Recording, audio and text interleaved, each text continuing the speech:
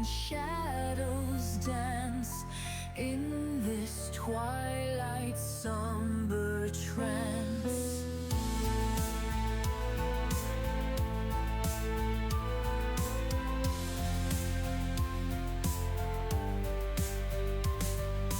Candles flicker, weary wicks, ancient echoes, time's cruel tricks, marble figures, frozen pose, amidst the silence sorrow grows. Whispering shadows secrets keep in the depths where night meets sleep. Underneath the velvet gloom, guardians of the haunted room.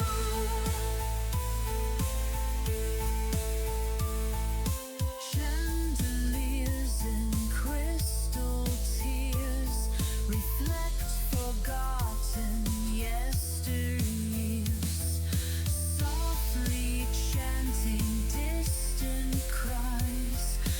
Through the arches sorrow sighs. Gargoyles watch with stony gaze, guardians of endless maze. Pipe organ's breath begins to rise, filling air with mournful ties. Whispering shadows secrets keep in the depths where night meets sleep. Underneath the velvet gloom, guardians of the haunted room.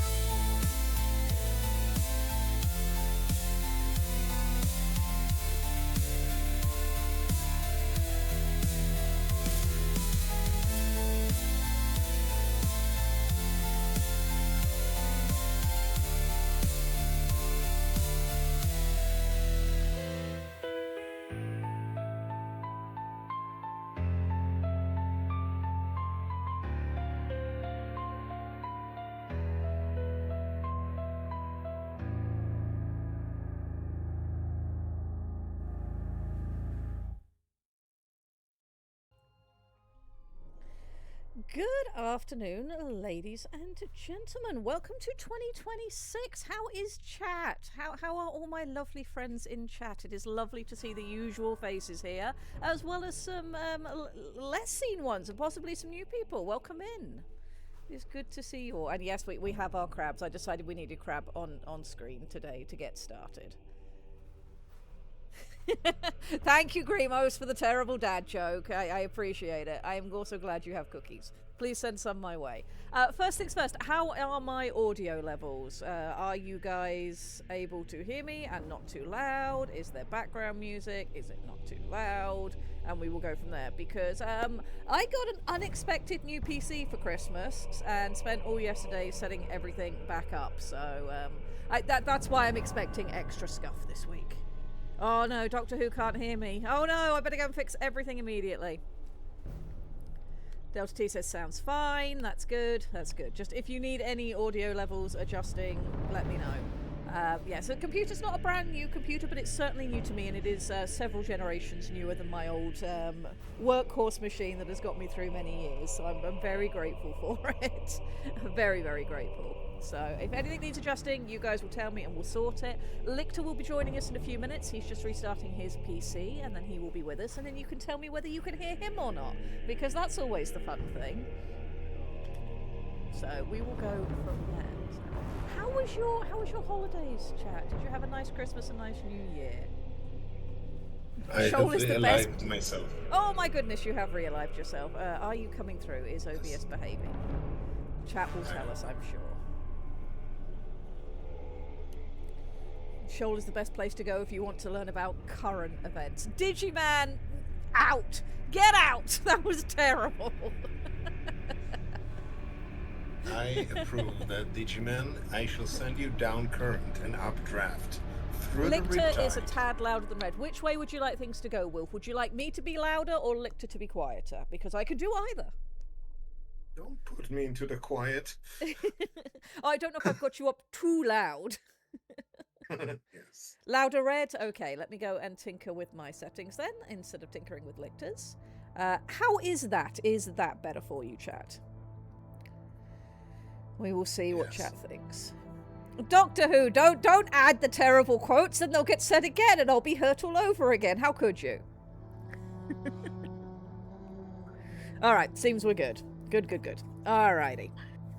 This is more better. Wonderful. Well, thank you all for being here at the start of 2026. 25 of you here already, which is ridiculous. Yeah, I know my pain feeds your existence. That's why you sent me Hungry Like the Wolf, which, incidentally, I will be finishing with my book club tomorrow night.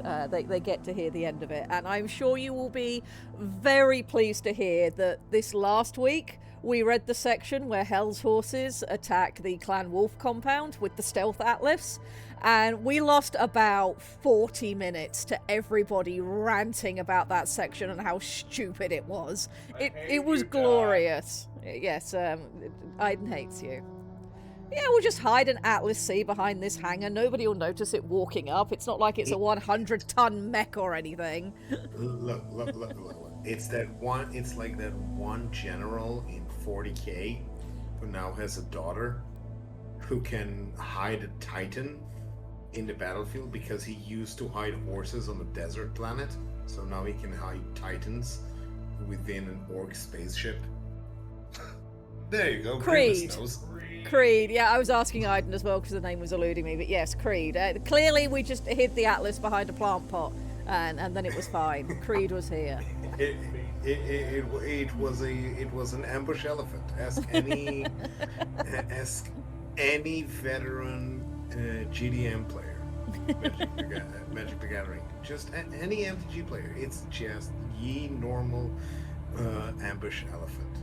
It hides behind a tree, right next to the 1,700 elves, and nobody sees it. Nope. Yes, Look. so yeah, we have been working through the romance book, which of course the intention is still to get that a nice Chuck Tingle rewrite. That's on the cards for this year.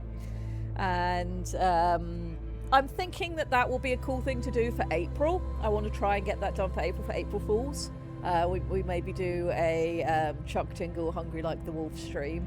That could be quite fun. So that's my plan for that. And that's kind of what today's stream is going to be. I figured it might be really good for us to do a recap, because this time last year we had a blank page and now we have so much more than that. So I thought we might do a recap today. I also want to put into sort of followable, simple steps the process that we went through, so that if any of you guys are planning on writing your own settings and you're like, well, how do we do that with Shoal? I don't remember this bit. You've got just a nice, simple document. You can be like, okay, so this step, then this step, then this step, then this step. That's how we got there. So I thought we might talk about that today, and that will be something you guys will get from the end of today. I reckon you guys will have it by the end of today, if not tomorrow morning. Something that will be in the orcs for you guys to just download if you want it. Do I keep saying Chuck Tingle in the hope you will summon him into chat? Funny you should say that. We do know somebody who knows Chuck Tingle, and that, might be an outreach that happens at some point. But no, you guys specifically voted that you wanted me to rewrite this book. Not good, not well, but in the style of Chuck Tingle. So that's why the name keeps coming up. And yes, Lord Grimos, it's Mo. Mo is a Shadowrun fixer. Of course it's Mo. Yes. I don't see why are we saying sorry. What we should say is thank you, Mo. Mo knows everybody. Well, yes. He is wonderful. No, thank you. Ask me no questions, I'll tell you no lies. So yeah, that's Yes. kind of the plan for today. We'll keep it nice, and that man in Whirling could get a nuke. Yeah, probably. Oh, and apparently Ducks initiated the connection between Mo and Chuck. Oh my, so yeah, just all of the BPL's fixers got together, and an interesting time was had by all. The Chuck was most tingling. Indeed. Now, with that vivid picture in our minds, we have a plan. We do have a plan. I was discussing the plan with Lichter before stream. So we're going to do this recap stream today and talk about what 2026 is going to look like. I know I mentioned plans end of last year, but you know, we'll put it on the record in the recap stream. Lichter's working on some stuff that we will touch on in stream as well. And yeah, it's just going to be a good time. It's going to be a chill time, and we're going to have a good year. We're going to have a very good year. So, have we shown chat the stuff I'm doing for Graven Choir? Chat has not seen your wonderful work on Graven Choir as yet. If you'd like to send where you're at with him over to me, I will happily show stream. I will finish it while we're streaming. What's that saying about plans and enemies? Oh yes, I entirely expect the plan to be disrupted, but you have to have one to start with for it to be disrupted. Exactly. Possibly Things by means over-caffeinated things. toddlers. Yes, things mean things. That's going to have to become... That really needs to be a tag I start putting on all of our streams, because it is the one thing that we say the most. It is kind of the...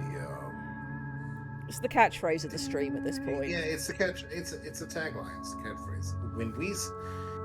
That and we take our shitposts seriously. Yes. We do not half-ass our shitposts. We whole-ass them.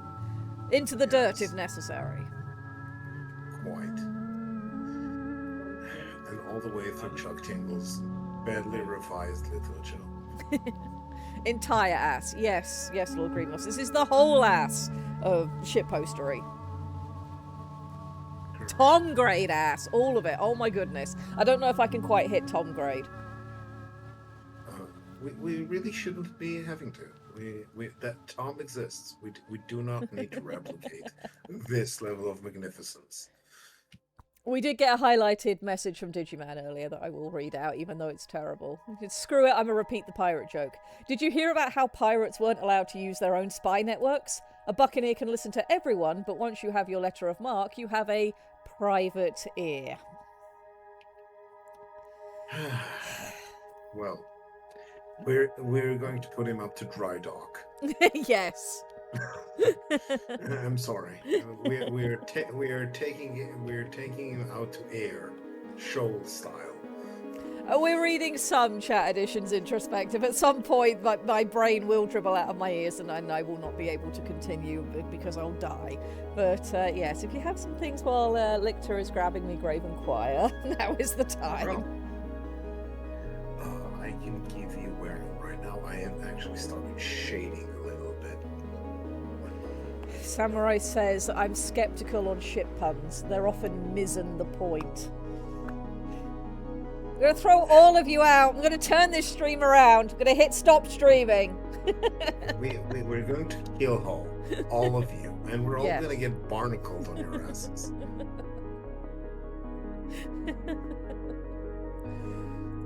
Those of you who need to be keelhauled first, please make a good, nice line. Question: while I'm doing the thing, remind me, Luastra is the sun of the star of the system? So the sun is Mern. The central star is sun. Mern. Yeah, and Luastra central is star. the gas giant that Shoal orbits. Okay. So I want. Oh, amazing. Okay, wonderful. Because here's the thing. There is something I should drop as a pinned comment in chat while we're here doing this, especially for a recap stream. I'm just. So Mern is a star and Luastra is the gas giant. So is there a point where you can see a crescent of Mern through the haze at the edge of Yes. Luastra? Yes. Why will you not let me pin the thing? If I send it again, will you let me pin it? Why being mean to me? I'm in mod view and everything. There we go. Now it'll work. There we go. Problem solved. So that is the link to the current state of our compendium, and we'll be talking about that a little bit later. Yes. How close are we to a year of this show? We are at a year of this show. I believe my first stream last year was the 7th of January or something like that, I think. We are literally a year in, which is why I thought it would be really good to talk about what we did last year and, you know, how to replicate it should you guys ever want to. We're going to take a look at Graven Choir when Lichter is ready, and then we'll start going through the things.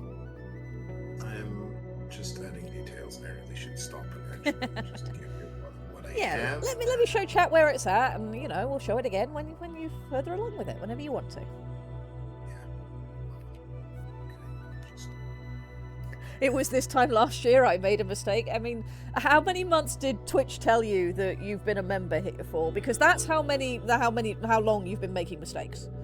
That is the length of your mistakes. And we're very glad you keep making them. It's lovely to have you all. It was a wonderful mistake. Good. That's the best kind. We make good, fun mistakes around here. Alright, while Lictor is grabbing thing, I am going to flick us over to what I would like to do today. So, today's goals, it's 2026. We've covered that. I hope you guys had a lovely new year. Incidentally, that last stream I did, I don't remember most of it, just so you're aware. I was so tired during last stream. I don't know how I came across. I literally do not remember last stream. We need a pop date. The pups are doing very well. Of course, Anka is now a whole 1 year old, and she's currently sleeping on my hip and being the goodest girl after being an absolute terror this morning with her parents. But they are doing very, very well, and I think one of the things it would be nice for us to do this year, especially once we get back out to walking around the local area once the weather improves, is getting you guys just some little videos so you can see what the dogs are up to. Yeah, they're doing very well. I am redeeming the pets. Puppy's less pup. She is now 1 year old. Yeah, but she will forever be our puppy. Just the same as Ceres. I still call her puppy. She is my little girl.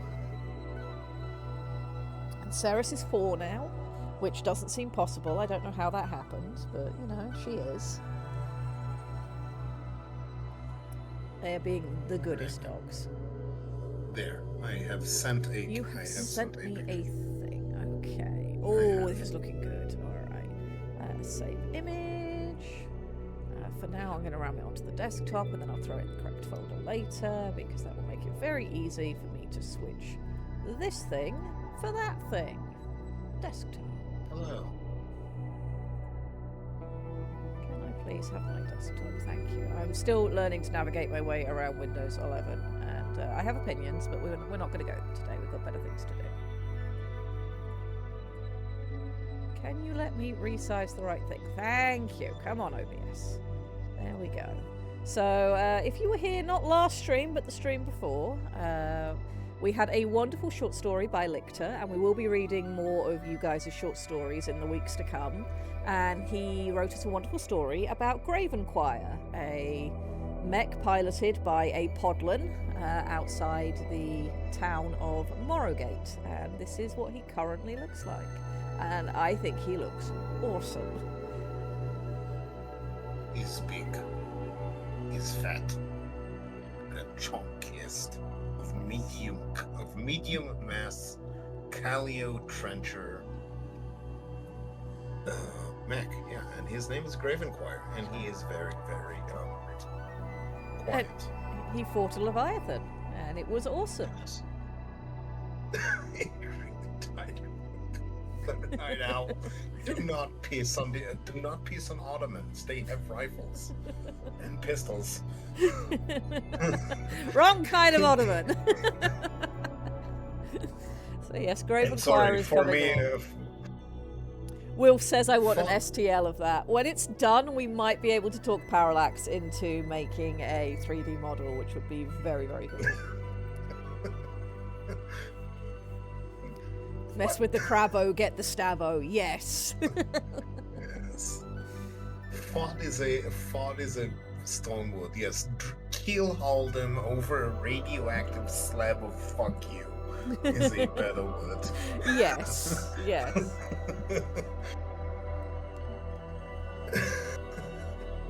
So yes, I think by the end of this year, our cavalcade of fully drawn mechs will have expanded. We won't just be talking theoretical anymore. We'll have some depictions. So of course, that's another thing that's on my list to do this year. So I think we're going to have Shoal in a really interesting place come this time next year. But for now, Yes, right. For now. Let me turn Graven Choir off. cool as he looks, and we will have a look at what we're doing over here. So we're going to do a Shoal retrospective. So this time last year, we had a blank page. We had me unsure whether you guys were going to take to having a stream about writing, because it's, you know, it's not as visual, not as thrilling as some of the other things that happen on this channel. And I must say that I have been very, very blessed to have had the interest and the input from all of you, because for me, communal writing is my favourite kind of writing. I love all kinds of stories, I love all kinds of books, but having something that's engaging enough that other people want to pour into it, and seeing what it evolves into with that multiple voice guidance, is a truly special and unique thing. So having you guys come on board, warp Shoal from what it originally was when I first conceived it into what it is now, has just been the most wonderful journey. It's been a wonderful, wonderful year. For those of you who've been here regularly, you know how Shoal started. Originally, my concept was this was going to be an art project I did a couple of years ago during May, where I was going to draw mechanized mermaids, etc., etc. And then that got shelved because I ended up actually doing art for a living, of which many of you have seen much of the things that I've made. And then once I kind of got bullied into streaming by my dear friends in the BPL, I decided I was going to do a writing stream, and that might be an interesting setting for us to start building from. And this is where we're at. We started with a blank page, we then built everything from the ground up, and what we've really focused on over the last year is the planner method of building a setting and then obviously going on to build books, as opposed to pantsers who do things in a slightly different way. We spent a lot of last year talking about, you know, sort of what makes good writing, a lot of what makes bad writing, an awful lot of bad examples for us to learn from were mentioned last year, and I'm sure they will be again this year, because nothing gets me ranting quite as much as terrible literature. And yeah, we use that as a springboard for us to build not just a world that we can write a story in, but an entire setting that other people can write stories in as well, should they so wish to. We've established rules and understandings that multiple people can draw from to make consistent, congruent works, and that's a pretty special thing. That is a pretty special thing. And yes, it was Task Force Team Delta Crayon that was behind me starting to stream. A Handbook for Mortals, Doctor Who, and yeah, if you really want to get me ranting, that is a book I could rant about for weeks. It is so bad in so many unique ways. Yeah, Hungry Like the Wolf is a bad book. I'm going to be reading, not this week, but next week, another terrible book I was sent. Neff sent me Last Vampire on Earth. I'm going to be reading that to my book club soon, which has many examples of what not to do within it. Within its thankfully short pages. And then after that, I don't know how many people here are as terminally online as I am, but I have the unfinished script somebody wrote, and when I say somebody, I mean Patrick Tomlinson, for a book he was working on that is just rife with what not to do, and it's very specifically what not to do as somebody who grew up with Joss Whedon and then on into all of the other quippy things that have come afterwards, and how not to write badass female characters. So yeah, my book club's gonna have a terrible time. What was the question, Wilf? Why are you here? Why are you here?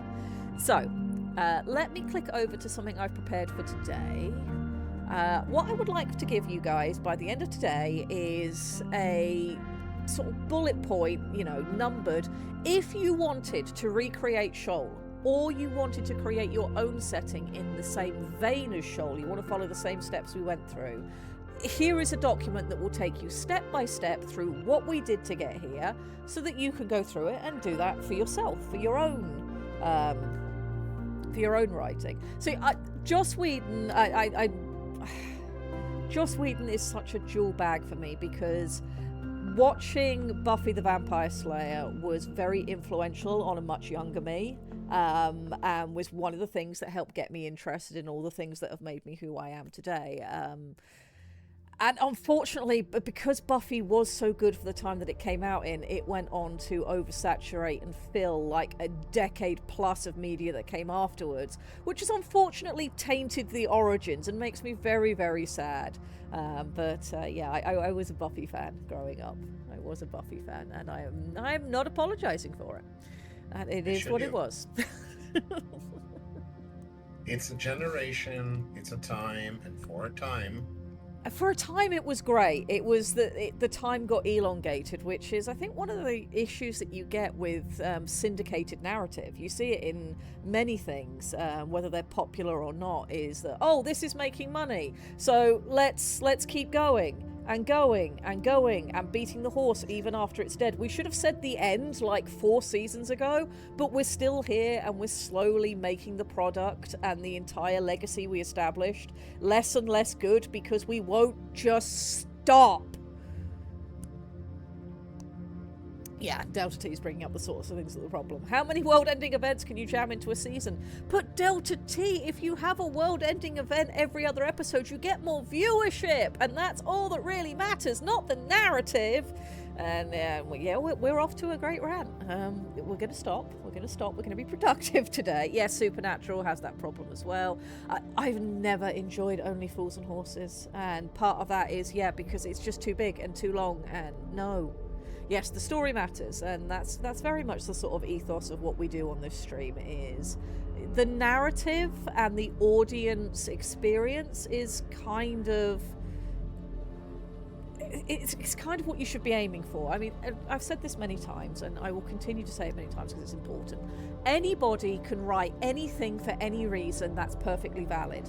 But at the moment that you want people to pay you in either money or their time, I believe that it is your duty as a creator to at least consider the audience experience. The audience does matter, because if you're just writing it for you, it doesn't matter. You can do whatever you want. It's for you. That's fine. But as soon as you want other people to pay you in their time, their attention, their money, what are you delivering to them? What are you giving that person who is giving you their time and money? Or money.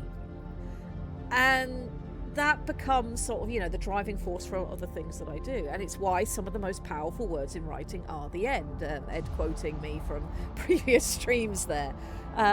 Because a good story has a defined beginning, middle, and end. And if any of those 3 elements are missing, the story doesn't feel satisfying. You want to have an end so that you can close the book on what's happened, so that you can process the entirety of the narrative and what it means, how it's made you feel, how it maybe has changed you as a person, changed what you think about, or reinforced ideals that you already had. That's all part of expressing the human experience to other individuals. If you don't have the end, then you're never allowing people to have that closure and to process the whole. They're only ever processing in increments. And it starts to get to the point where, okay, well, we've incrementally iterated upon this and we've forgotten where we started. Or we don't know where we're going anymore. And that's not satisfying. And there's no meaning, actual visceral meaning to any of it, because keeping on the story is one thing, and the experience can be good, but if you're not tying it off, sticking the landing is important. You can't just move on forever. If you try to, eventually the experience deadens, and then you're left with less rather than more. Yep, and it also doesn't allow people to reflect on things. So it's really nice when you've got like the end of something that you can reflect back on it and be like, man, I really enjoyed that story. I enjoyed that series. And you might say, oh, I wish it could have gone on for longer. And that's a normal human reaction to something that you've enjoyed. But if it had gone on for longer, it would have degraded. It's important that things end at the right time. And of course you can set things up for sequels or for a new narrative, or build a setting that's broad enough you can have another story in the same setting that perhaps might have a brief little dabble with the stuff that you already know, and that makes it compelling and lets you move forward. But you have to let your prime narrative end at some point. My personal setting that I have, and that I'm determined to get my first book out this year, is Hevna. And my initial story in that setting is based in my jungle kingdom, following a set of characters who have a whole load of things to deal with. One of the stories that I have planned later on, it will be outside of my main trilogy, it will be the next book I write afterwards, it will be a standalone book. It's based in the kingdom to the north. And there will be a period in that book where the characters from that story venture to the Jungle Kingdom and meet and see the characters from the original trilogy while they're in the middle of what they have going on. And that will allow me to give my audience a glance at the characters that they will have already come to know and love from the outside. But then we will move on, because the story's not about going back to those characters. It's about, here's these characters that you saw, here's what they look like from the outside, and how what they did in the stories you've already read have had an impact on the rest of the world that I built. And now we're going to carry on with the story of our original characters, because you've got that context. And that's compelling, at least if I write it correctly, that will be compelling. But if I just dallied with my main character forever and ever and ever and ever, she would become immeasurably less interesting. You have water break, posture check, stretch, pet, as Orc Slayers has decided to spend. Yes, Orc Slayers has decided that we must look after ourselves this year, which, talking about 2026, that is one of my goals for this year, is drink more water and be more fit. And today will be the 4th day of making myself drink appropriate amounts of water during the day, so I appreciate the water break. How much of that water was in the form of tea? That's the thing, none. I'm still drinking my regular tea, but I've cut out soda this year, which I've cut out soda in the past. That's not the bit I'm going to find difficult. But I have never enjoyed drinking just water on its own. The area I grew up in when I was a kid, the water tasted quite chemically, so I've just never enjoyed straight water. But we now live in an area that has nice water, and I have a filter on my fridge, and I have been drinking my tea and then just straight water and some fruit juice during the day. And we're going to see how that goes. Yes, I would like to be a healthier, better person this year. That would be a nice thing to achieve.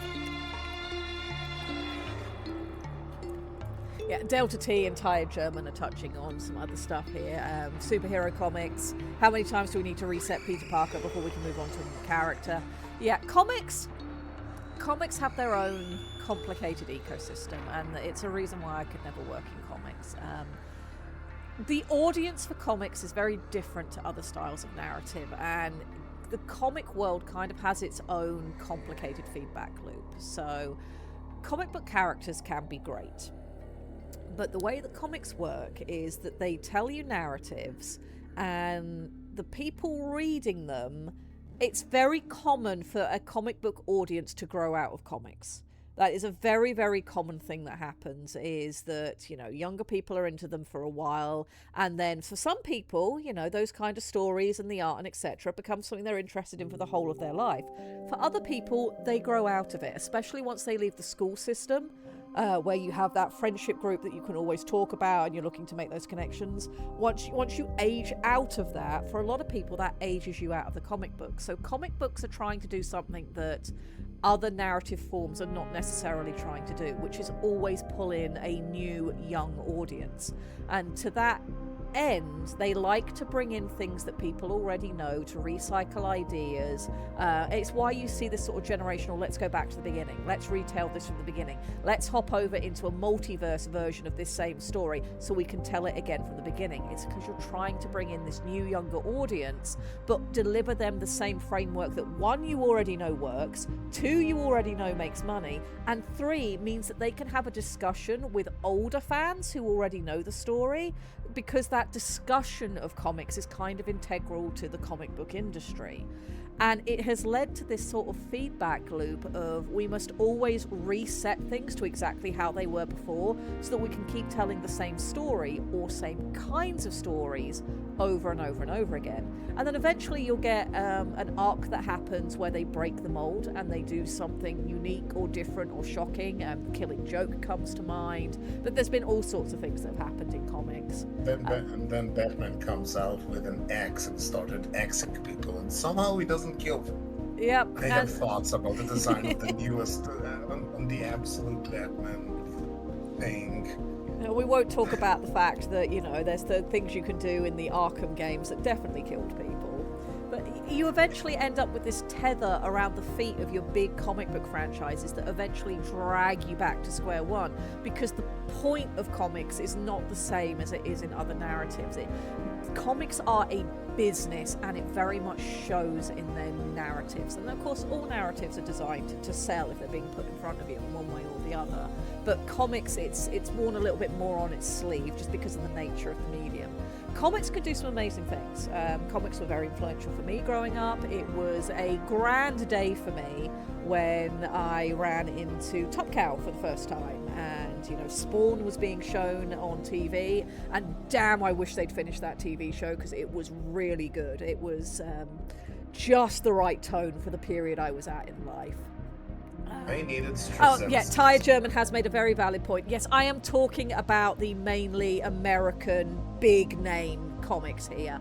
Individual comics and manga, they work very differently. I'm talking about the things that, people are thinking about when they're talking about, comic book heroes, they just keep recycling. We're mostly talking about Marvel and DC, let's be honest. And those are the most well-known comics across the globe. That's not to say that other comics aren't worthy. They obviously are. I also grew up reading webcomics, and webcomics can do something that these big American comics can't do, which there have been long-running online webcomics that have continued a narrative for decades and still been interesting. But it's because the type of audience that they're working with is different. And I'm sure. At you, Go Genius. I'm pointing at you, Go Yes, yes. Right, they are still running. I was in the army when I first found it, and it was already a long-lived and powerful comic. I'm talking about you, Order of the Stick. Yes. Yeah, so certainly what I'm saying is not universal, but in terms of what Delta T was bringing up, that's what I'm mostly referring to with this. And I like comics. I do like comics, but I do think that certain areas of the comic industry have a nasty little confirmation bias feedback loop going on that doesn't allow them to evolve. Agreed. I have to say, if you liked Babylon 5, and you've read the rest of Straczynski's works in comic, for instance, you start getting a fuller picture about what the man was trying to say and why. Mm-hmm. Which is an interesting, watching the same narrator over different mediums is an interesting thing. Yes, one of the books I was talking about, I can't remember when I was talking about it, might have been on stream, might have been to you personally, but book series that I recommend, Glass Book of the Dream Eaters, is really interesting because of the background of the author. He worked on stage plays and he released it as a web serial, and it's now available as a novel, and that it's very interesting to see how that shifted medium comes through. Norm Cavalier's making a good point. Webcomics often have the same creative since the beginning. Yes, that makes a big difference as well, whereas a lot of DC and Marvel stuff, you've got rotating staff coming through telling the stories. And it does make things interesting, and obviously I love comics. The artistic medium met with narrative, it should be something that's right up my alley. And coming across Witchblade, Darkness, Angelus, Spawn, all of that sort of thing at the age where I did, when Top Cow, and the Fathom, and then the Tomb Raider, Top Cow's version of Tomb Raider, is my favourite version of Lara Croft. So, there's a lot of good out there, but there's also some issues within the comic producing industry, depending on where you're at in it. Alrighty, there we go. We've got a rant in this week. We got a rant in about various things. So, Shoal, how did we get here? Who would have guessed? I know, right? Yes. Let's talk about how we got somewhere with Shoal, what we did.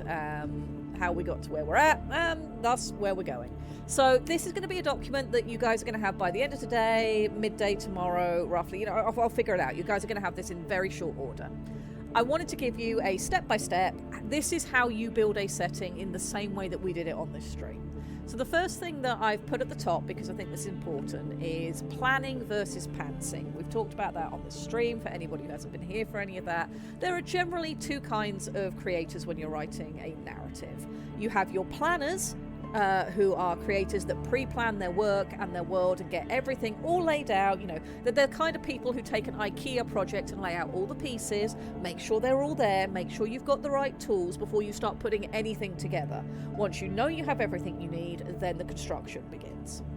This is versing pantsers, who are people who have a very clear idea of their narrative and are willing to work by the seat of their pants, hence the pantser term. These are people who have a good idea of what it is that they want to say, how they want to say it, what the setting they want to say it in already looks like. They've got vague ideas in their head and they just want to get it down onto paper. And then they will work in and add details as needed as they work through their narrative. Both of these are valid. I have a preference, I have a strong preference for a reason, but there are myriad books out in the world that have been written by planners and by pantsers. Both can work as long as you're willing to put the work in from either side with whatever that you're doing. So I've written just a little snippet here. There are benefits and flaws to both of these styles. Pantsers often connect quicker with a motive and passionate narrative right off the bat and can produce works far faster than detailed planners. On the downside, they are much more likely to fall prey to plot holes, narrative inconsistency, and may overlook potential character arcs or sequel setups. Planners, meanwhile, can pre-build their worlds, their rules, and weave interlinking ideas into each other to form a stronger foundation to build from.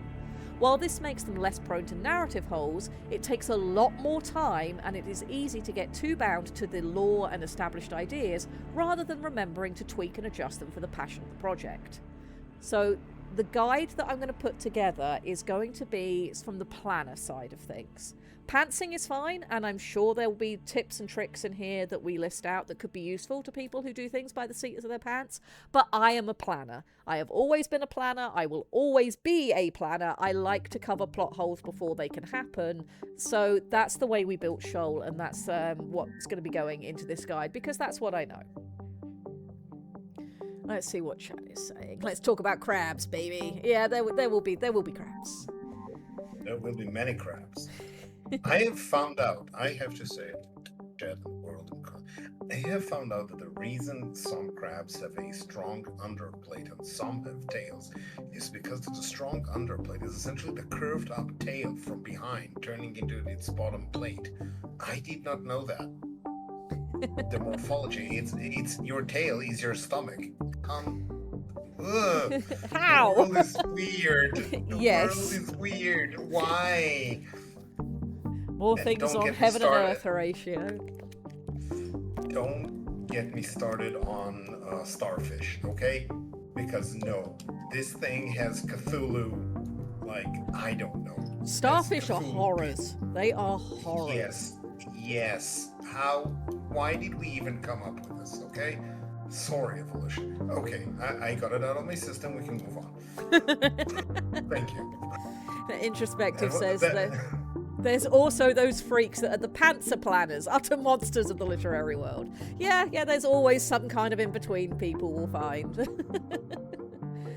Alright, so let's talk about step one if you're going to come at this like a planner. So I've already written out step one. You guys are going to help me write out the rest. We're going to make some notes and I can fill it in later. But step one, the universe. When building a new setting for either a complex book or a series of works, it's always helpful to understand your universe. Yes, even in writing a story that will never ever leave the single planet you are focused on. The stars above have forged some of the core aspects of how we think as people and influences many areas of our lives that will likely come up in your book. Timekeeping, legends, religion, stories, science, not to mention the physical effect of tides. Deciding whether your world is set in our universe, where, what the rules are, and what the people of your story see when they look up at night, adds flavour and depth even for books which will not travel the stars. For books that will, this is obviously an even more important step to start with. And then I've given an example of some questions you can ask yourself when you're making a new setting. Is it set in our universe or your own custom made one? How many stars are in the home system? How many planets are orbiting it? How many moons are around your core planet? How do these elements physically affect your world? So the day-night cycles, tides, etc. And how do these elements culturally affect your world? Religion, stories, timekeeping. Do these elements add in any wildcards like magic, and if so, how? If you're doing a story with space travel, how does that work? What FTL is there, if any? Is this a universal system, or do different races have different types? And then there will be a step 1.1 for some settings. If you have alien civilizations in other star systems, you're going to need to think about all of this for each of your alien species if they're going to be central characters. If they're periphery ones, they only appear briefly, you won't need to do as much. But if you're going to have, say, 3 major races that are all, or major alien species, I should say, that are all coming from different systems and all have prominent roles, you need to know these elements for each of those so that you can bring it into your story to make it more compelling. And this is exactly what we did with Shoal. We started with, okay, how many stars are in our home system? We decided 1. How many planets? I think we decided 9, and then we named them. We decided what they were. We've got the 2 gas giants and all of the other things that we've got going on. We decided we'd name one of our gas giants Tomb because it's Tom but wider, etc. We decided on how many moons would be around our core gas giant that our ocean moon is orbiting. And then we started talking about all the really fun stuff of, okay, how does this affect our day-night cycles? Because we were thinking about that, and we came up with our lambent season, our tenebrous season, and our gloam season because of how light would actually reach Shoal. That started to affect how we thought about the setting. These characters are not going to have day-night cycles as we know them. That's going to be an interesting element to explore. They're going to recognise different light seasons in the same way that we recognise different temperature seasons on our world, because this is such a consistent and world-altering thing as they go through these different things. That starts to inform us how our people are going to be when we get to them later on. This also allowed us to start thinking about religion and stories and timekeeping. And once we started thinking about, well, how the bloody hell do you keep time if you don't have a standard day-night cycle? This is what helped us start really developing the unique element of our setting, our coral, and we'll come to that shortly. So even if we had never intended to do anything in space with Shoal, all of these questions still helped inform how our core world is working and are critically important, in my opinion, and that's why step 1 should be your universe. Let's see if chat has anything to say. This stream does remind me to post some more of my Shoal art. Please do, Tired German. I love your art. It's been so good. So good, and definitely amazing. Going in the compendium. The best thing for a pantser to have as a partner or editor who gets them, who's a planner, or who can bully the pantser into keeping their notes and going back over them as many times as need be. Yes, pantsing, it can be wonderful, and sometimes you know what the story is in your head, and taking the time out to do all the planning beforehand can kill the idea, can kill your passion for it. Sometimes you just need to get the idea down on paper. But it's very important, if you are pantsing and doing that, to remember that once you're done with that section, you do in fact have to go back and reread it and make sure it all makes sense. You do have to come back after the fact and go through it. And a lot of bad books are written by pantsers who just wrote the story and considered it done. And no, you can't do that. You need to go back and edit. You need to go back and look for inconsistencies. Editor. Everybody needs an editor, okay? Yes. I'm sorry. Even if the editor is you, everybody needs an editor. Though it's an okay to be on. It absolutely external is. editor is the box, is everything. But yes, if you can't find, get a better. Turn music down. Something. Okay, I can do that. Just that, something. Don't read the thing for yourself at least once. The amount of stuff I had changed about Craven Choir's story after reading it to chat and just hearing myself wording stuff is immense. Yes, and this is another core tip. Very simple core tip for anyone who's writing anything. When you're done, read it out loud. Don't read it inside your head. Don't go. Read it out loud. It makes such a difference. You won't believe it. You won't believe it. There won't be any need to believe it. It'll just work. It just works. Yes. It seems like such a simple thing that you can just skip because I can read it in my head. I know what this sounds like. No, read it out loud. Just do it. You will be amazed. Is Shoal Cthulhu's summer home? Quite possibly. He probably hangs out in the abyss when he needs a vacation. Kai says in the crimson wall. in the probably. Crimson Wall. Yes. Kai says there are times when the words are flowing from brain to hands to paper notepad, but they need review after the frenzy of "I can see this in my head" passes.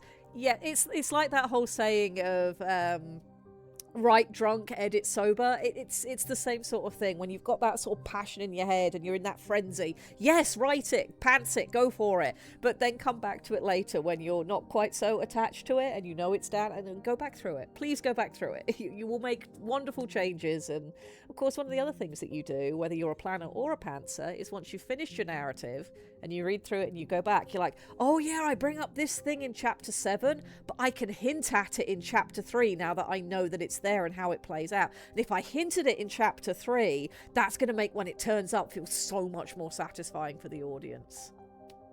Yes. Also, however, counterpoint, corollary. I love corollaries, by the way, if you haven't noticed. Corollary. Sometimes the book is just done. That's true. Sometimes the story is done. You can invest another 17 years and make it absolutely super mighty perfect, but you will not be happy. And you've lost 17 years of potential audience that could have read it in that time. Exactly. How about Reposted your article on the orcs. Let me go and have a look. the Latical? Yes, yeah, I think I already have this guy saved, but yeah, we can show him today. We can absolutely show him today. The Vitruvian Latical. By the Not way, that one, different one. I have been working on the Latical introduction. I will pass it by you. Yes, we will get to that by the end of today for certain. Okay, let me pull this up. We'll turn on Graven Choir and then we'll just shift what image this is looking at, and problem solved. Boop. Yes. Here we go. We have another wonderful piece from Tired German. This is a latical with a piece of coral. We don't see it yet.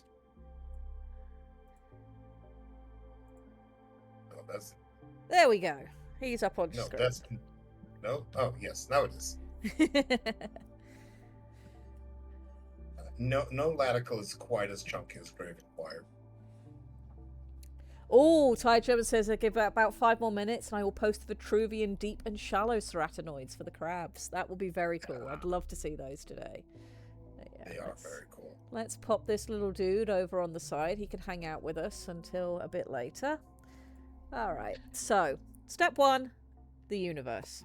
Step 2 is you're going to want to start thinking about your specific world. So I think what we should do here is bullet point the things that we think go into that, and then I will do the little write-up later, so you guys get this by the end of the day. So let's start a bullet point list of our questions to ask. So I think the first thing that we did, and that I think is always useful, is how many land masses are there?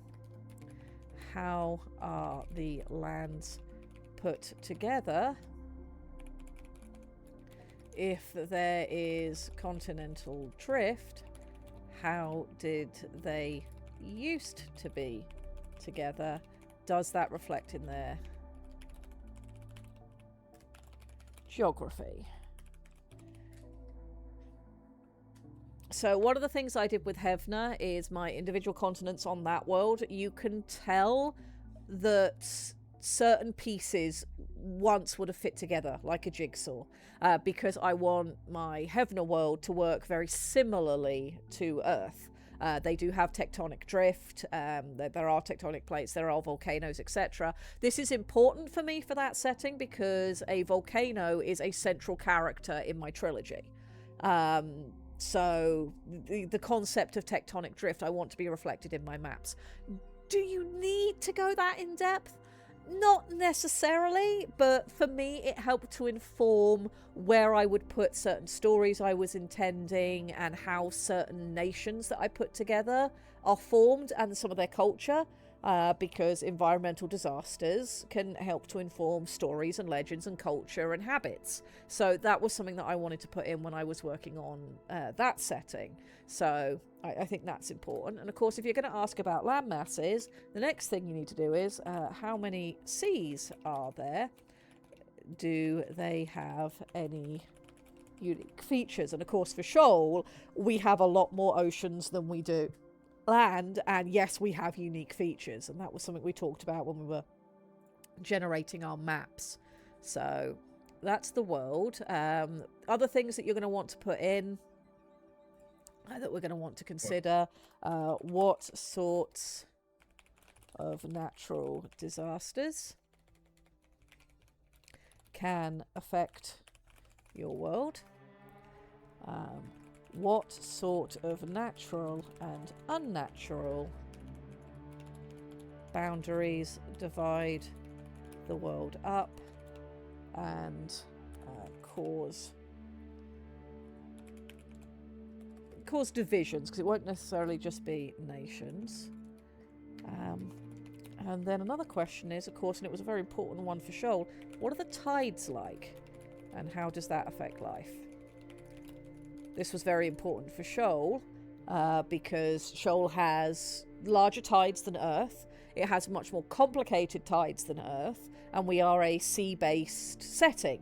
So it was very important for us to think about the tides, and we were very blessed to have Ninja Turtle make us a orbiting model of what the MERN system looks like so that we could visualize some of that. Do you need that? No, I didn't have that when I was working on Hevna. My setting there also has 1 star. It has 7 planets. My main world, Hevna, has 1 moon. But there was a lot that I was thinking about in terms of how things move, what was in the stars, etc., and how that affected life on my planet. Even though I will never venture into space in Hevna, it's not a space setting. Okay, let's see what's chat saying.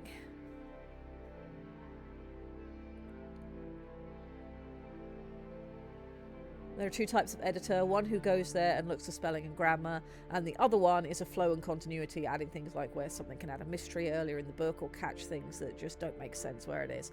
Yeah, I mean, in terms of your very by-the-book line editing for SPAG, your spelling and grammar, and that sort of thing, that's the sort of thing that it's easier to do yourself, or if you're not confident with it, you know, that's not a intense editing task. The second kind of editor, who's actually ingesting your narrative and helping you to tighten what you already have, that's the kind of editor that they are magicians. They're amazing, and their ability to understand what's in the heads of other people is absolutely incredible. Sometimes you'll find editors who can do both.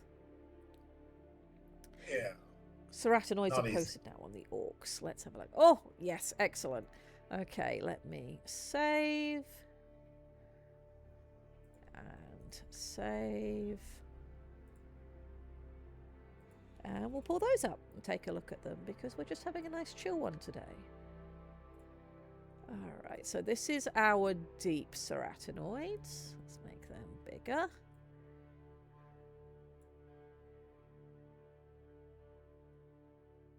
I like him. I like him very much, and that he has the shoulder. And then let's flick over to our shallow ceratinoids. Much spindlier and curvier.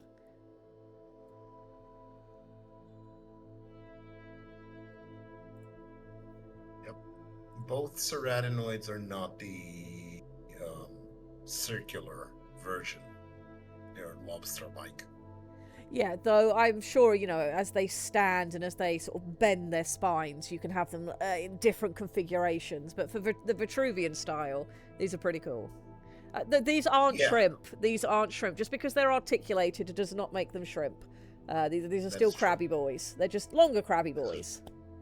Yes, these are long crabs. These are not decapods. Are they decapods? No, they're not. 2, 3, 4 sets of limbs. These are octopods.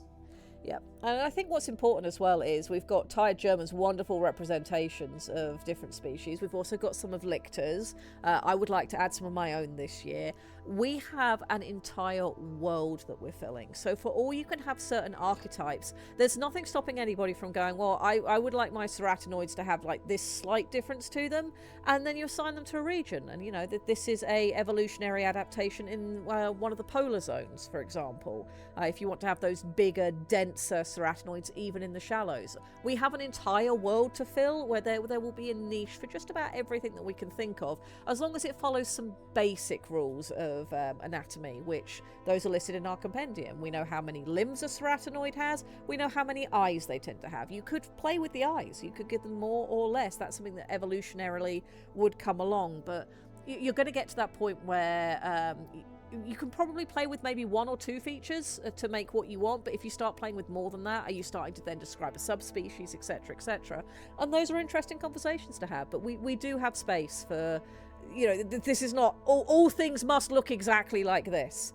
All things should look somewhat similar to this in terms of they've got the same amount of limbs, they've got the same amount of eyes, they are armoured, etc., and, you know, we can tinker. That is completely fine. Yes. One thing Show I both think- variants. I will see if I can do that. Give me just a minute. Let's put the... I will, if we've mentioned stars and everything else, I would like to posit that when you're designing your planet, you and if and or you're planning aliens, try at least and give a tiny thought to the niche, the biological niche of where your people are from.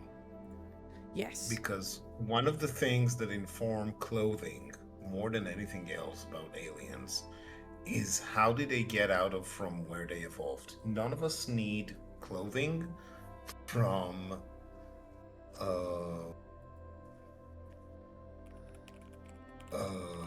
none of us have any problem living near the equator without nearly clothing. We don't need them because we evolved to sustain ourselves there. Once we stepped out of our biological niche, going north or going into the desert, we needed protective gear, i.e. clothing. This is an enormous part of what material culture looks like, because this is where these things evolve. And once you start designing a more sci-fi setting, yes, somebody quote, none of us need clothing. Yes, within our biological niche. And if you want me to go into more length about the biological effects of material culture, please let me ramble on. We'll end up with how to extrapolate your blood circuitry into your cybernetic suit. I have done my research. Don't get me started, or at least not on this stream. Not today. Okay. Yes. So Biomechanical one of- battle armor and an automatic weapon, and suddenly less cute. Yes, and Ty German has linked his drop pirate version. Very good. We do need at some point. I will buy the 7 stars above and below. I will get us a fashion guide for radicals. I look forward to it. There will be a fashion guide. I don't know why Okay. radicals are the ones I'm latching on, but they're the fashionistas. All right, let's get back to what we were doing, our how-to guide. So another thing when you're setting up your world, what is the weather like? Because that can be a massive thing to have to consider. For us, when we were talking about weather for Shoal, we realized that radiation is going to be a hecking problem, or at least a hecking consideration. We have our moon orbiting a gas giant. Gas giants attract radiation like there's no tomorrow. I then did some research into Jupiter, the gas giant we know the most about, and what its magnetic field looks like, how it hoards radiation, how one of its moons spews out radiation, and we decided that we wanted to do something similar with Shoal and then have our life forms adapt to having grown up in that environment, and that this would also help to work with our core theming, that we wanted this to be a mostly underwater setting, and we're going to get to Core Hook in just a minute. But if there's radiation, that's one of the things that makes life on land harder than living in the water. So it's reinforcing that concept of this is a water world, we are underwater, that's where our focus is. So for us, we decided the weather was really important. We have radiation storms, we're in the orbit of a gas giant, there's going to be meteor storms, because gas giants hoard space debris, it's what they do. So that was very influential to setting up how Shoal looks. And again, even for worlds where you're not intending to go into space, this becomes important and relevant. What is your system like? How does this affect the world that you're in?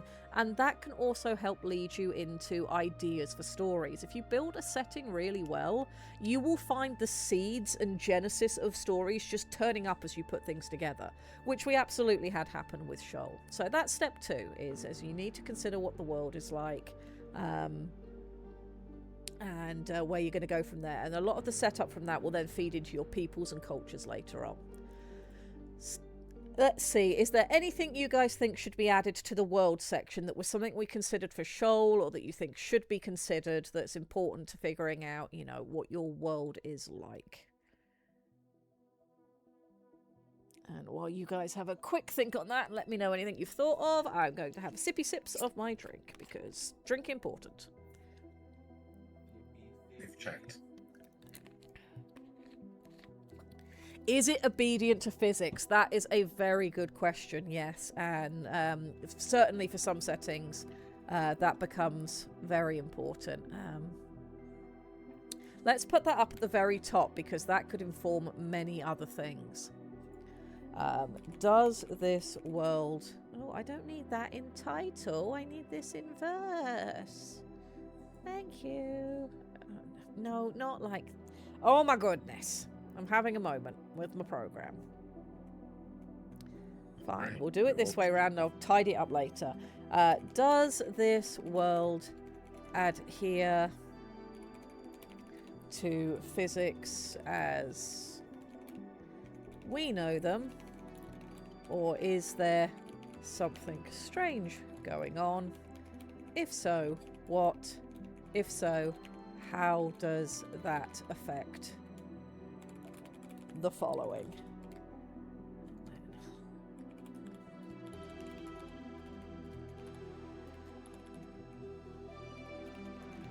And for an example of this, one of the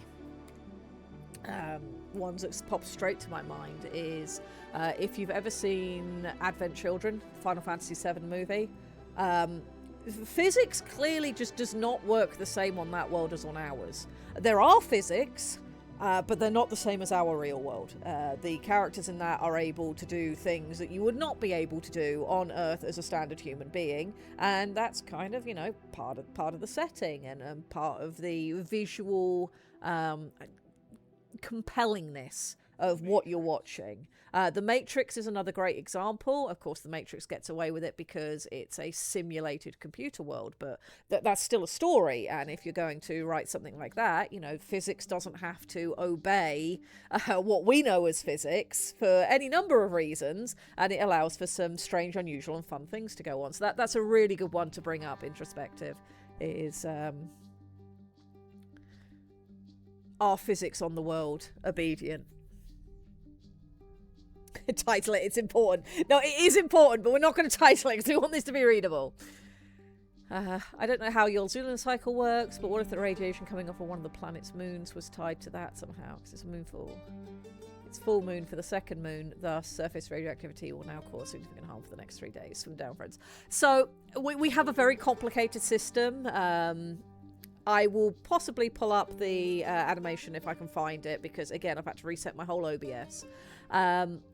We don't have anything directly orbiting our setting world, because our setting world is a moon orbiting a gas giant, and the other 6 moons are also orbiting the gas giant, not our moons. It's very complicated. We decided to go for a stupidly complicated orbital arrangement, and it's been fun. It's made some choices and things that would never have happened otherwise.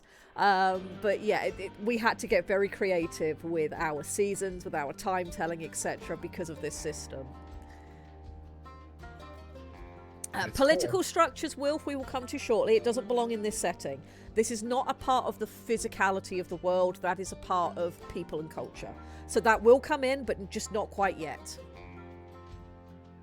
I will point out that this is kind of the point where you decide if you want your world to be a hard-defined world or a soft-defined world. Yes, that's a very Usually. good point. I mean, and I will put it, if we're going with fantasy, even if we're going with fantasy or sci-fi, how hard or how soft do you want things to be?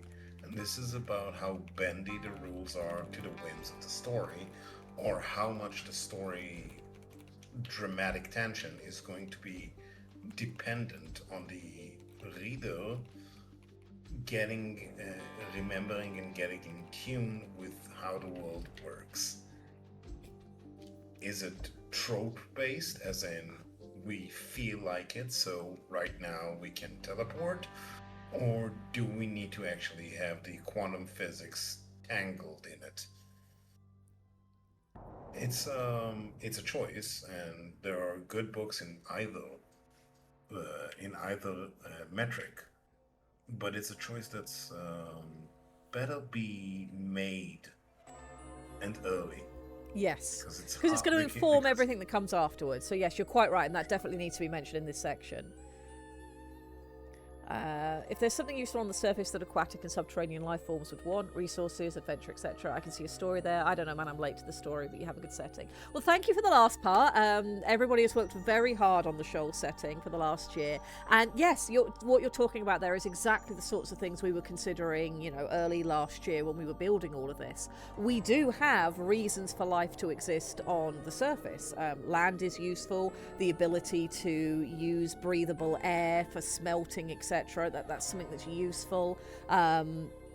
We just decided that we decided that there would be enough things in place that underwater becomes the norm, but doesn't exclude stuff on land. And we have spent some time detailing what we do have on land, how land works, how it's different from the oceans, and why, you know, that colonization and therefore the push to space to find more land to live on, what wasn't sort of the core thing of our setting. So you're picking up exactly on what we were considering as we went through this process, and, you know, what I think people should apply to future processes if you want to work in this fashion. And I'm really glad you think the setting's good. Thank you. Human We've worked conspiracy hard on that. theory.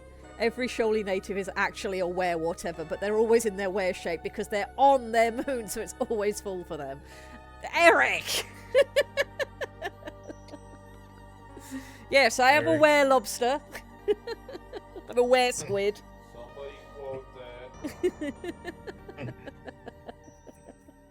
All right, let's carry on looking at what we're doing. So step 2, step 1, you're going to figure out your universe. Step 2, you're going to figure out your specific world that you're working from. And if you're, again, for a brief note, if you're writing a sci-fi setting where you've got multiple species and you want to hop between them, so let's say, you know, in book 1, you're going to have the humans as the stars, and then in book 2, you want to move over to an alien species from a different world, you're going to need to have these thoughts for each of those.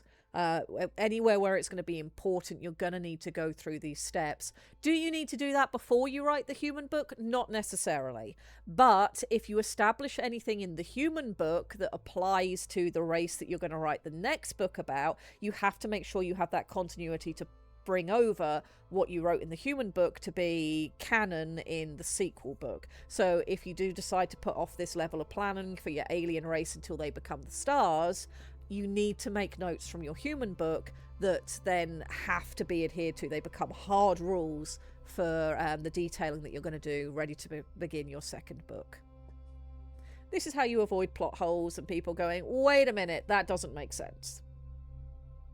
All right, Do step... yourself Do Go- yourself the favor and map out what tropes and story styles you.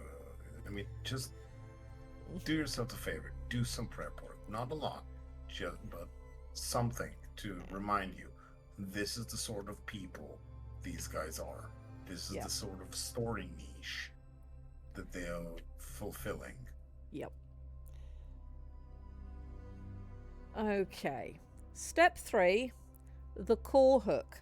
So this is the section where you are going to think about what makes your setting and your world necessary, compelling, interesting, different. This is sort of your core thing of, well, why am I making this thing?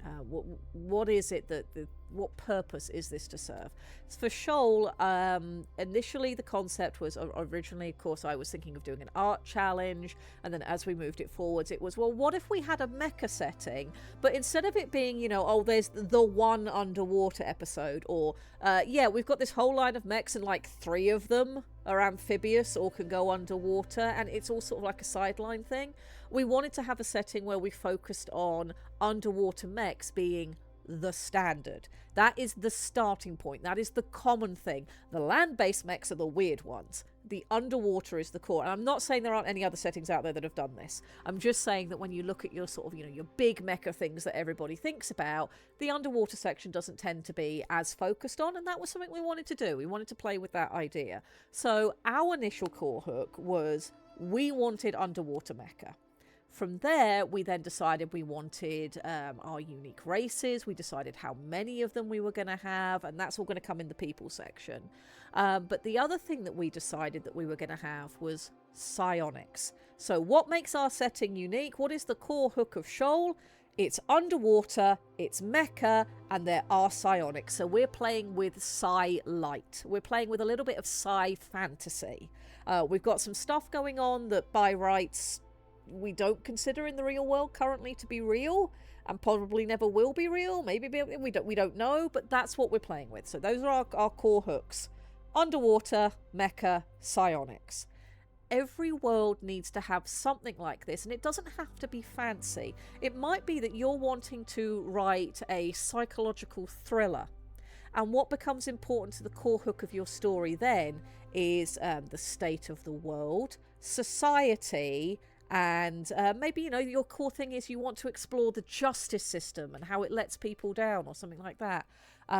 Maybe you're writing something that's very hard science, so your core hooks are going to be that it's hard science, it's very based in objective reality, and these become your core hooks. So step 3, you're not really going to answer specific questions.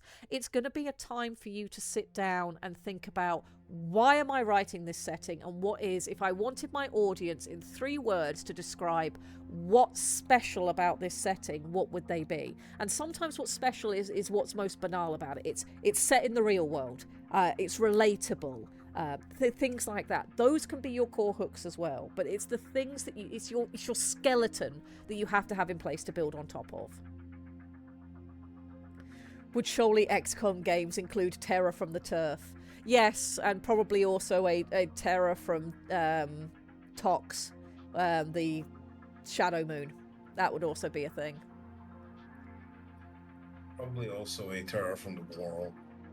Yes. They probably have XCOM games about humans invading. They don't. It's not a game anymore. It's actually happened, only, you know, it's a lot more benign than XCOM games would imply so far. Alright, so core hook. This is the section where you need to decide what is the special focus your setting is designed to highlight and impart. This could be spectacular things like an underwater setting with mecha, or a fantasy setting with air cities and dragons, or it could be the realistic banality of modern life and difficulties people face, or it could be a deep, gritty reflection of the real world to explore current day topics. Anything is a viable answer, but you need to decide here what that skeleton of concept is so you can build on it consistently later and make sure your stories are all serving the purpose the setting was made for. Not all story. No, I'm not even going to put that in because that doesn't matter. So you're going to decide your core hook, and your core hook. So your core hook should. I can't spell. Should be something that you tie all the following steps back into, where possible, to reinforce depth and consistency. There we go. So for us, you know, our underwater, our mecha, and our psionics were our really big thing. And the psionics in particular became our sort of strongest through line. So that as we went on to work through all of the other steps, we kept tying back into that concept of psionics and our choral and the musical language that we developed for describing the uniqueness of our setting. We also, when we were looking at our tech level and our culture and our history, we're tying back into the evolution of mecha and how they changed the world, and job roles that mecha fulfill that wouldn't be fulfilled in the same way on our real world. Well, Shoal has mechs, so we want to keep coming back to that core hook of, you know, is this a job that is better suited to mechs? If so, mechs should be doing it. So the core hook you need to establish early, because it should be this feedback loop of reinforcement as you build on top of it. Your core hook is going to be your skeleton. All right, not seeing any notes in chat, so we'll keep moving on. So after... We're doing fine. Yeah, we are doing fine. We are doing fine. We're chonking through this. So, step 1, you create the universe. Step 2, you decide what the world you're on looks like and how it functions. And step 3, you decide what your core hook is that you're going to keep reinforcing as you move forwards. And at step 4, you then need to move on to what's going to be really important for the majority of narratives, which is the people that are involved. They might be an alien people, they might be tree people, they might be mineral people or whatever, but you need some sort of actor or focus that's going to be in your stories for people to connect with the setting that you've built. So who are your people going to be? For Shoal and for most settings, you're going to be working with probably one world, so you're looking at your different races and beginning to look into things like nations and that sort of thing. But if you're writing a sci-fi epic, it might be, you know, what are all my different aliens I've got across the whole setting? You know, if you're doing something like Mass Effect, where you're thinking about here not just, you know, how has humanity developed and what is Earth like, but you're also thinking about your Asari and your Turians and all the different characters you're bringing in, the cultures they have, and This punch guy. the mineral folks are considered sedentary. Out! Out! Please. Doctor Who makes a good quote here that we can actually spin off from. It's life, Jim, but not as we know it. And yes, your characters in setting should be like, yes, that's life, but we don't understand it. But you, the author, you are God. You need to understand it, because you're the one who's got to write it and keep it consistent. So Jim is allowed to, and Bones is not allowed to understand how that life works, but you're God and you have to. So write it down. Yeah. All right, so step 4, the people. So some of the questions that you're going to ask in this section are going to be, do you have a single species of sapient peoples or more? If more, how many? Once you know how many sapients you intend to work with, what are they like? And this is going to lead into a subset of questions, which is going to be, how did the evolutionary pressures decided in your world and core, let's put capitals on that, your world and core sections affect their development? Physical, Delta mental. Delta T, nature is vacuum. Everything else is just a quantum theory.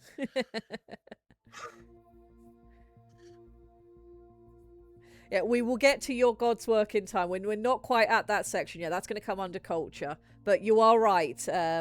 We've set all these things up so that stories and legends and religion and the like can develop. That will need to be included, but we'll get to that shortly. We need to figure out the physicality of our people first. Once you know how many sapients you intend to work with, what are they like? How do the evolutionary processes decided in your world and core sections affect their development? How many limbs are standard? How is locomotion achieved on your world? How do they communicate? What do they eat? So some of the things here, you can go quite deep into this. You don't have to go too deep if you don't want to, but for example, the reason that we have 5 fingers dates back to a very, very, very, very, very early ancestor of most life. When you look at mammals, most things have 5 digits in the equivalent of their hand, whether I'm looking at Anka's paw, or you're looking at the fingers of a frog with the webbing between, you're looking at your own hand. If you even look at things like horses, where you'd think, well, you know, a horse has a single hoof. That is where structures that were once 5 individual structures have come together to form one solid structure for the purposes of the animal. But back in history, horses also descended from the 5-digit creature. You see this across multiple areas of life. How far back do you want to go? Do you want to build that into your setting? You don't necessarily need to go that far back, but having a concept of, you know, 4 limbs is the standard on this world, or 6 limbs is the standard on this world, or most hands are 4-fingered. Just setting those things in stone can add that little bit of flavour and taste and depth to your setting that a reader might not pick up ostensibly on the surface. They might not go, hang on, everything on this setting, I've read 17 books by now, everything has 4 fingers, isn't that interesting? They're probably never going to have that thought, but because you've established, you know, that they have 4 fingers and maybe they use them in a different way to how we use hands on Earth, when they start reading it becomes this sort of cozy sinking into of your setting where they know that cups are going to look slightly differently, and it's a cozy little detail that makes the setting feel real, and it allows them to have that dissociation where they're not trying to compare it to reality all the time. They can just enjoy your narrative. You've given them a nice taste, a nice little candy to suck on while they're enjoying your story, and it just sort of resets where the brain is at for the reader and allows them to engage with your content more easily. Reproduction, yeah, reproduction is one here. How do they reproduce? And you don't have to go into too much detail, but you know, that's again something that's important for Shoal. We decided, of course, that our ceratinoids lay eggs, and once we decided that affected later on with some of our cultural stuff. Is culturally, how do ceratinoids raise their children when they have so very many of them? And that went on to inform the ceratinoids' life cycle, some of their cultural things that persist through the entirety of their social structure. You know, it became another building block to iterate upon, because we decided that, you know, fairly early on, is that this is how many sapients we have, this is how each one works. So yes, reproduction is also important. And we have the benefit on Shoal of juxtaposing how the ceratinoids reproduce and it's affected their culture, as opposed to how, say, the laticals do the same thing. Let's see what chat is saying. If you're using humans, it lets you describe how different species adapt, pushing fingers together, needing multiple individuals, etc. Yep, that's true. Aiden says it's like an early bit from Star Trek Enterprise where the crew is investigating a derelict ship, and one of the team comments that at least they know the aliens are bipeds. When asked how she knew that, her answer was simply the ladder. That's excellent world building. That's excellent deductive reasoning, and will feel very satisfying to the audience because we all know what a ladder is. That's taking something that's alien, relating it to something that's human, and allowing you to make that bridge and engage with it. Introspective. This is very weird, and this is all I shall say to that. You're going. Doggos are going out to play. Is Bunny out there? Don't think so. Okay, they're just super excited. Okay. Please water enjoy break. a borf. Yeah, we'll have a water break.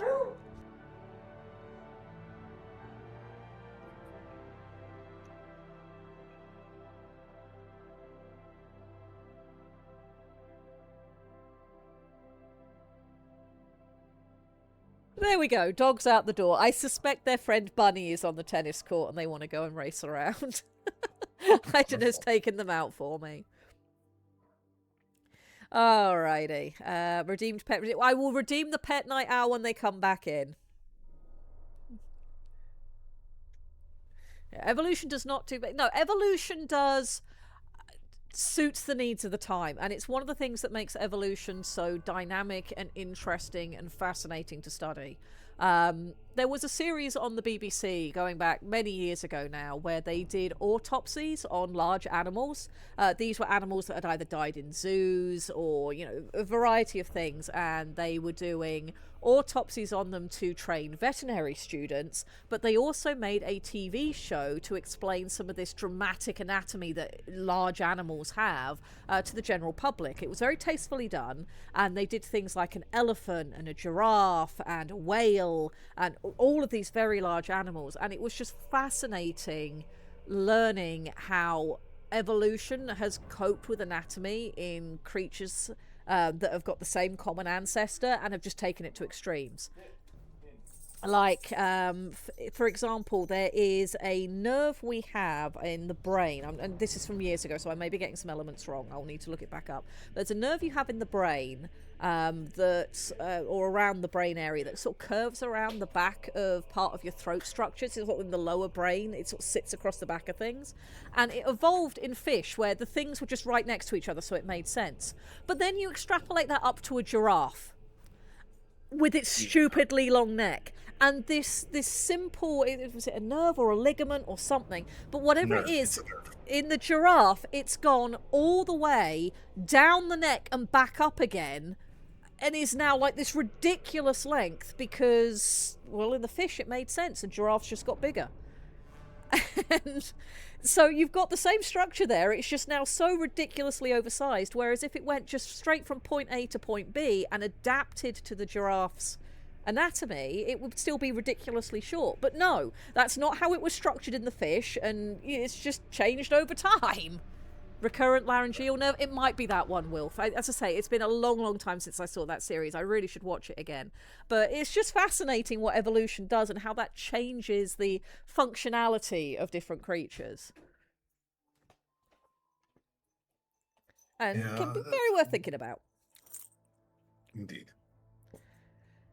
Okay, so in the people, we're going to be thinking about the physicality of each of your peoples. And at this point, you are purely looking at what are they like physically? How have they evolved physically to inhabit this world that I have created so far? You're not looking at society yet. You're not looking at culture. You're not looking at politics and division of nations and countries and etc. This is purely physically, what are your people like? Because you need to know that to inform those other more complex things. You can go into any I will point you at how many things were written about humans. There's a lot to go into. Yes. All right. So the next 3 steps, you're probably going to end up working on them at the same time, because as you fill in a bit in one section, it's going to make you want to change or add to the other sections. So step 5 is deciding the tech level of your setting. Step 6 is deciding the cultures of your setting for the peoples that you've invented. And step 7 is establishing a set history. So, tech level. This is the section where you will want to decide what sort of tech level your setting is at in the current day. Is it real world analogous? Is it... I spelt that wrong. I'll fix it later. Is it medieval? Is it future super science? Is it future near science? Is it some crazy magical ideal? You need to decide your tech level so that you can start sort of building your history to allow you to be where you're at. Ceres, Anka, do you mind? Clearly. They are fighting over the penguin toy. It's very important, you see. Sarah said it first. Yes. Sarah's had it first, that's right. So once you establish your tech level, that's going to give you your baseline for what, okay, so where have my people got to have gotten to? So you can start asking questions about, okay, how did they get there? It also allows you to start answering questions like, what does, current day life look like for my people that I'm going to be telling the story through? What is it that they're currently aspiring to that's going beyond where they're currently at? That might be a story element that you want to build on. If you're having a story where you want to focus on first initial breaches into space, that could be a story, or first contact with aliens, first time a jump drive is used. All sorts of things can happen there, but you need to know what your tech level that you're starting from to allow you to write your history to get there, and then your sort of future goals and things that your stories can work with. So you need to decide your tech level. While you're working on your tech level, and then once you know what your tech level is, you will want to think about how your peoples got there, where they are going, and how current technology dictates what modern life looks like. Once you have all of that, this is what's going to allow you to start forming your cultures. There's a couple of approaches you can have to cultures. We set up our world, we set up our tech level, we set up what we knew we wanted the focus of our stories to be, which was going to be our mecha and our underwater stories and our leviathans, and that's a good point. I might need to put in another level here. Step. Creatures and other life, because one of the things that we did was we decided there were leviathans, and the leviathans are a very significant part of our world and have helped to inform why we have mecha, how the tech is used, what the external impetus is. So we might need to put that in there to come a little bit earlier in this step by step.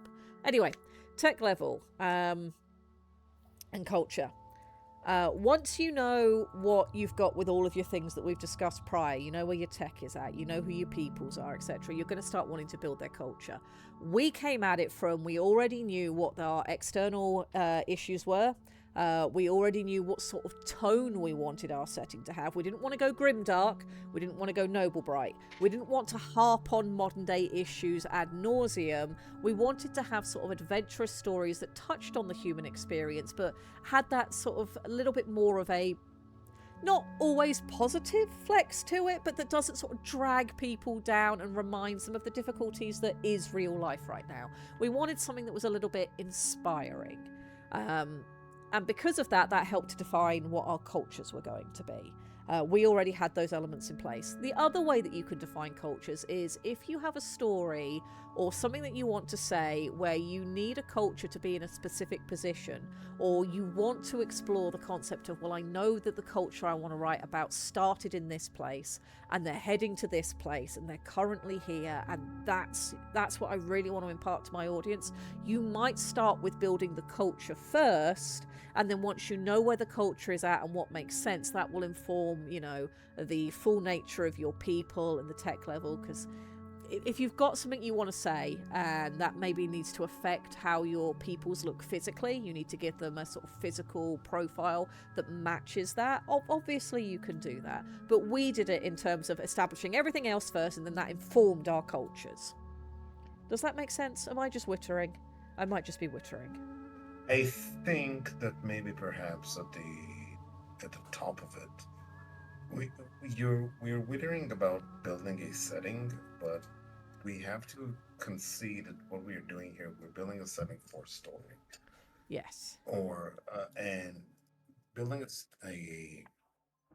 setting for a story is not the same as building a setting for a computer game and or Yes. a role playing game. Though you Building can have some set- crossovers. It all depends on what you're trying to do. Of course, there's going to be. These are all mediums to tell and interact. So, of course, there's Yeah. going to be a crossover. But that's to try and be a little bit more, being goal oriented at every point of design. And this is design, and this is creating a mulch for us to grow our stories in. We need to be aware of what we're trying to do, because always having at the top what are we trying to do with it. The fact that we had the mecha at the back of our head, we wanted mecha, underwater mecha. The psionics came in later, but Yes. they came right with the fact that we knew that it's going to be a relatively soft world. Yep, and when we've realised that our timekeeping was going to be quite complicated, but we could use psionics and to solve that problem. It solved a difficult problem in a simple way. Exactly, and it allowed us, and then we extrapolated from there, and it was fun, and we kept on going. That's the amazing, and this is why we're doing it. We're doing it because we are getting something out of it. But we had an idea. We had something. We had a kernel.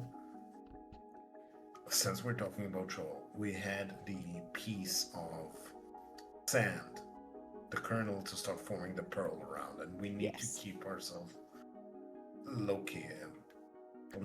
We need to keep ourselves mindful of these pieces and concepts. Hopefully at all times, but not necessarily. Just if you're creating it, if you're getting down, if you're drilling down, because it's an endless tunnel. Yes. Everyone here by now would know that we can wither for hours over things that eventually has so little consequence. And our time is limited, and our resources are limited, and it's fun, and we're not half-assing our shitposting, but we're It's also almost like we're a group of nerds or something. yes, and we have to keep our tism under control. I refuse. I cannot be controlled. I can only rant and witter. Mo says he just caught the potato about to shred a new couch on his cameras. Yeah, that's a very lucky save, Mo. Don't do that, potato! I'm going to say that, just keep in mind what you're trying to do, because again, with Shoal, we tried to do mecha, and it informed everything, and this is the good part. This is the amazing part. It's having that core that you're always tying back to. All right, so culture. Step 6. When you're writing up culture, this is the section where you're going to take everything you've decided beforehand and think about how that affects people's thoughts, their habits, their daily lives, all the things that make people people and not animals. They're going to be informed by the things that you've written before, what your people look like, how the world functions, what the core hook is you want to keep tying back into, how the universe affects what they see in the night sky and effects on their planet. Hopping over to my setting, for example, Hevner, the magic system, because Hevner is a magic system, it's steam fantasy. It's set in the steam era of technology, but with a robust magic system. The planets and the weather affect magic. I know Brian Sanderson has done something similar. I have magic that travels in storms. The setting is unique after that, but there are 7 stories in the world. They've all been told before. You're going to have crossovers in certain places. But the alignment of the planets and how magic works, that the planets affect the magic, and of course, both have therefore informed religion and the cultures of my different worlds. When I was sitting down to decide my culture for that setting, I knew that I didn't want to have one universal religion. The sort of one religion that we have on Shoal makes a ton of sense for what we've built here. For Hevner, that wouldn't work. I wanted to have different religions. And I was also at that point, because I had my map, and this is the section where you're going to be able to draw maps, because culture is also where you're going to decide your country boundaries and your political borders and all that sort of thing. I knew that I was going to have 2 sort of major religions that most people adhere to one or the other, and then a scattering of unique religions, including, I've got one island nation that didn't have contact with the other nations of the world for a large portion of their early development, so they have a very unique religious attitude to the world and unique culture, because they didn't sort of bring in those external elements until much later on compared to others. So this is where your world building starts to affect your cultures, and you're just going to start bringing all of that in. So here we're going to have questions like what are your country / political boundaries? And I'm going to put in comments here. Remember, these may also be informed by geographic concerns. Geographic could be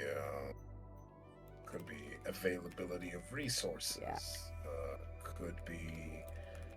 I would go so far as to say there's need to be some give and leeway to what are the tensions.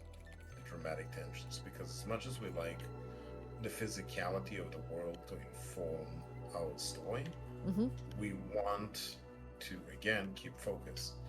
At some point, preferably early on, what are the tensions we want to explore? Are we exploring social tensions? Culture is the right section to put that in. That will all come in here. Yeah. So the first thing you'll want to do is think about what are your country and political boundaries, so that you have that sort of idea of, what does the world look like, and then you're going to want to think about what are the societal pressures in these areas. This is where you can establish rivalries, conflict zones, social niceties, everything that comes to mind, customs. You said religion, but everything really plays into So, how do people treat each other. with religion, I'm going to put that in its own area. Okay, let's start with how many religions dominate on your world? Where and what are they like? What are their interactions with each other like? And of course, if you're writing your big sci-fi epic where you've got multiple worlds and perhaps your religions have made it to the stars and you have an entire worlds that are like, yes, these 5 core worlds all adhere to this religion, whereas these 3 worlds adhere to this religion and they hate each other and that's why wars are happening. there you go. You've started establishing your story and your issues there. So you just, for sci-fi where you've got the grander scale, you just scale this up. Instead of it being, you know, I'm worrying about what this country thinks and how they talk to this country, it might be that you're thinking about it on a world scale, and that maybe you've got some worlds that are sort of split, and that half of this world thinks this and half of this world thinks the other, and there's one of your cultural tensions that's helping to inform your story. So you just scale this up. Just allow yourself to say philosophies if religion takes you directly to people in weird suits. You can Oh, also say Doctor Who philosophy. is asking me a question, and I'm going to find something that will allow me to answer it.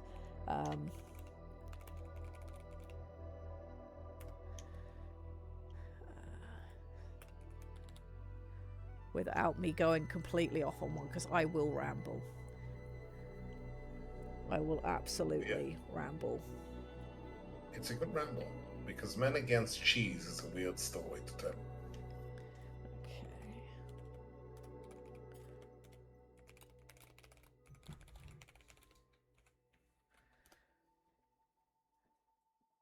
Here we go. This is what I'm looking for. Alright, so there are basically 7 kinds of story, and they've all been told in a myriad of different ways. So your first one is overcoming the monster, or overcoming the outsider force. Pretty obvious what that is. Yes. You've then got your number 2, rags to riches. Fairly self-explanatory. The third kind of story is a quest, where you send a character or characters out on a quest to do a thing, and the interest is in what they're doing along the way. This is contrasted with the voyage and return type of story, which is the fourth, which is where you send people off on a quest or something, but it's also very important that you cover what happens when they come back, for good or for ill. The return is what makes this unique to the quest. Number 5 is comedy stories, number 6 is tragedy stories, and number 7 is rebirth stories. These are your 7 great plots. All books basically fall into one of these in one way or another. They might twist it, they might have a trope, or they might, anti-trope and do the opposite. You can do a ton of things with these different kinds of plots, but essentially all stories boil down to one of these 7 archetypes, and what makes the stories worth reading compared to another story that tells the same, plot, is the unique way that it's handled, the unique lens of the author who wrote it, and the individual events that happen in the story that lead you from beginning to middle to end. I deny the literary orthodox fascism. Yeah, unfortunately, it's kind of like music. You can write a million different songs, a million billion different songs that are all fun and interesting and unique. And ultimately, you're just working with the same notes. It's how you use them that matters. And yes, it can be reduced down to maths, but how you use it and how you break the maths is what makes it interesting. So, Pauses are just as important as the notes. yes.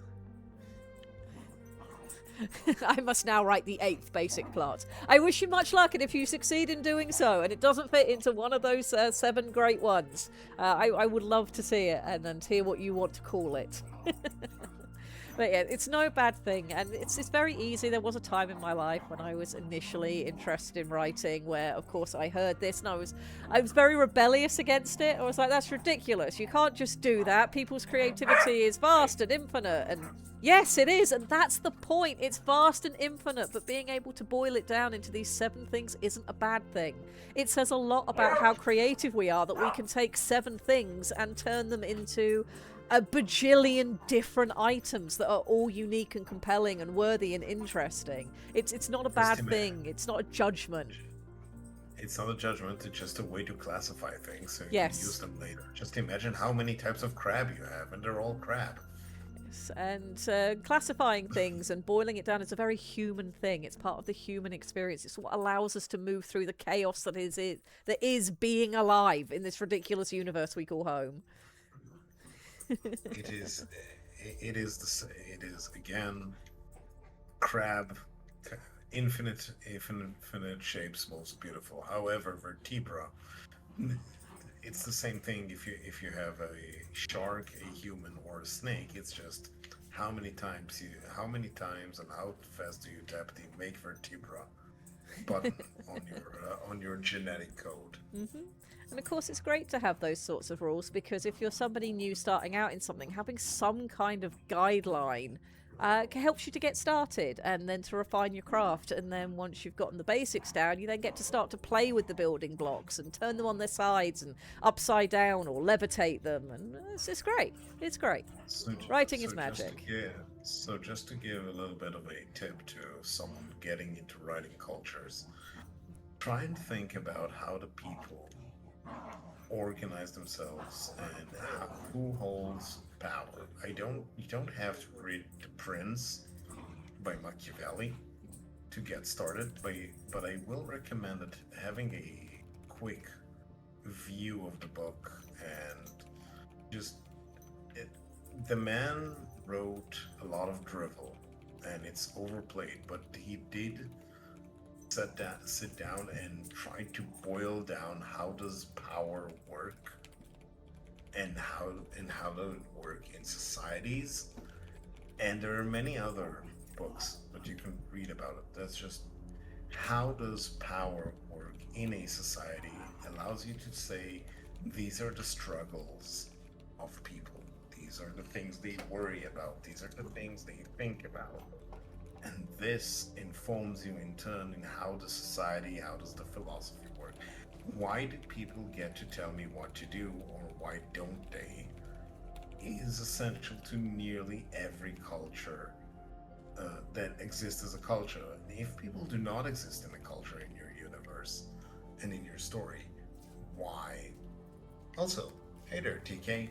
How you doing?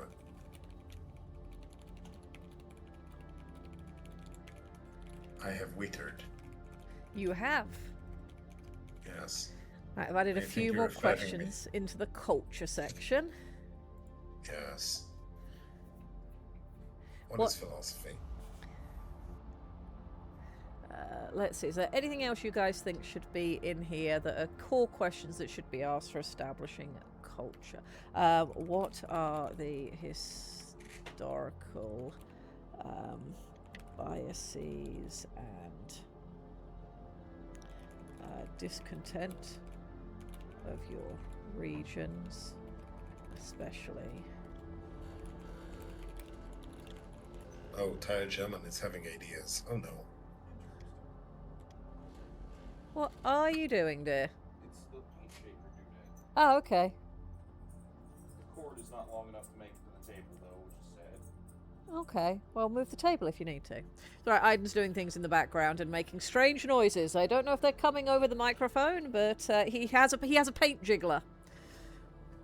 The one He with has a parallax, right? what? Yes, he has a paint jiggler, as suggested by Parallax. So what he's got is a little sort of shaky device that will mix your paint pots so that you don't end up with, unmixed paint and you only get the thin stuff off the top.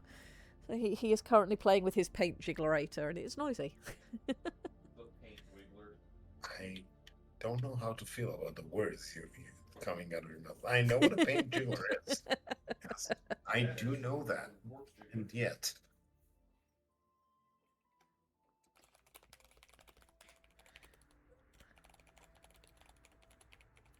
Okay, so we've got some culture questions there. So while you're working on your tech level and deciding what technology looks like, that might affect your culture. Yeah, let's put in this here. What does a standard day look like for an average Joe in your setting? Your tech level might inform some of these things. As you decide on cultural things that you definitely want to have in there, that might affect what technology you need to make sure they have access to allow that to happen. And all of this is going to feed into detailing what your history is going to be.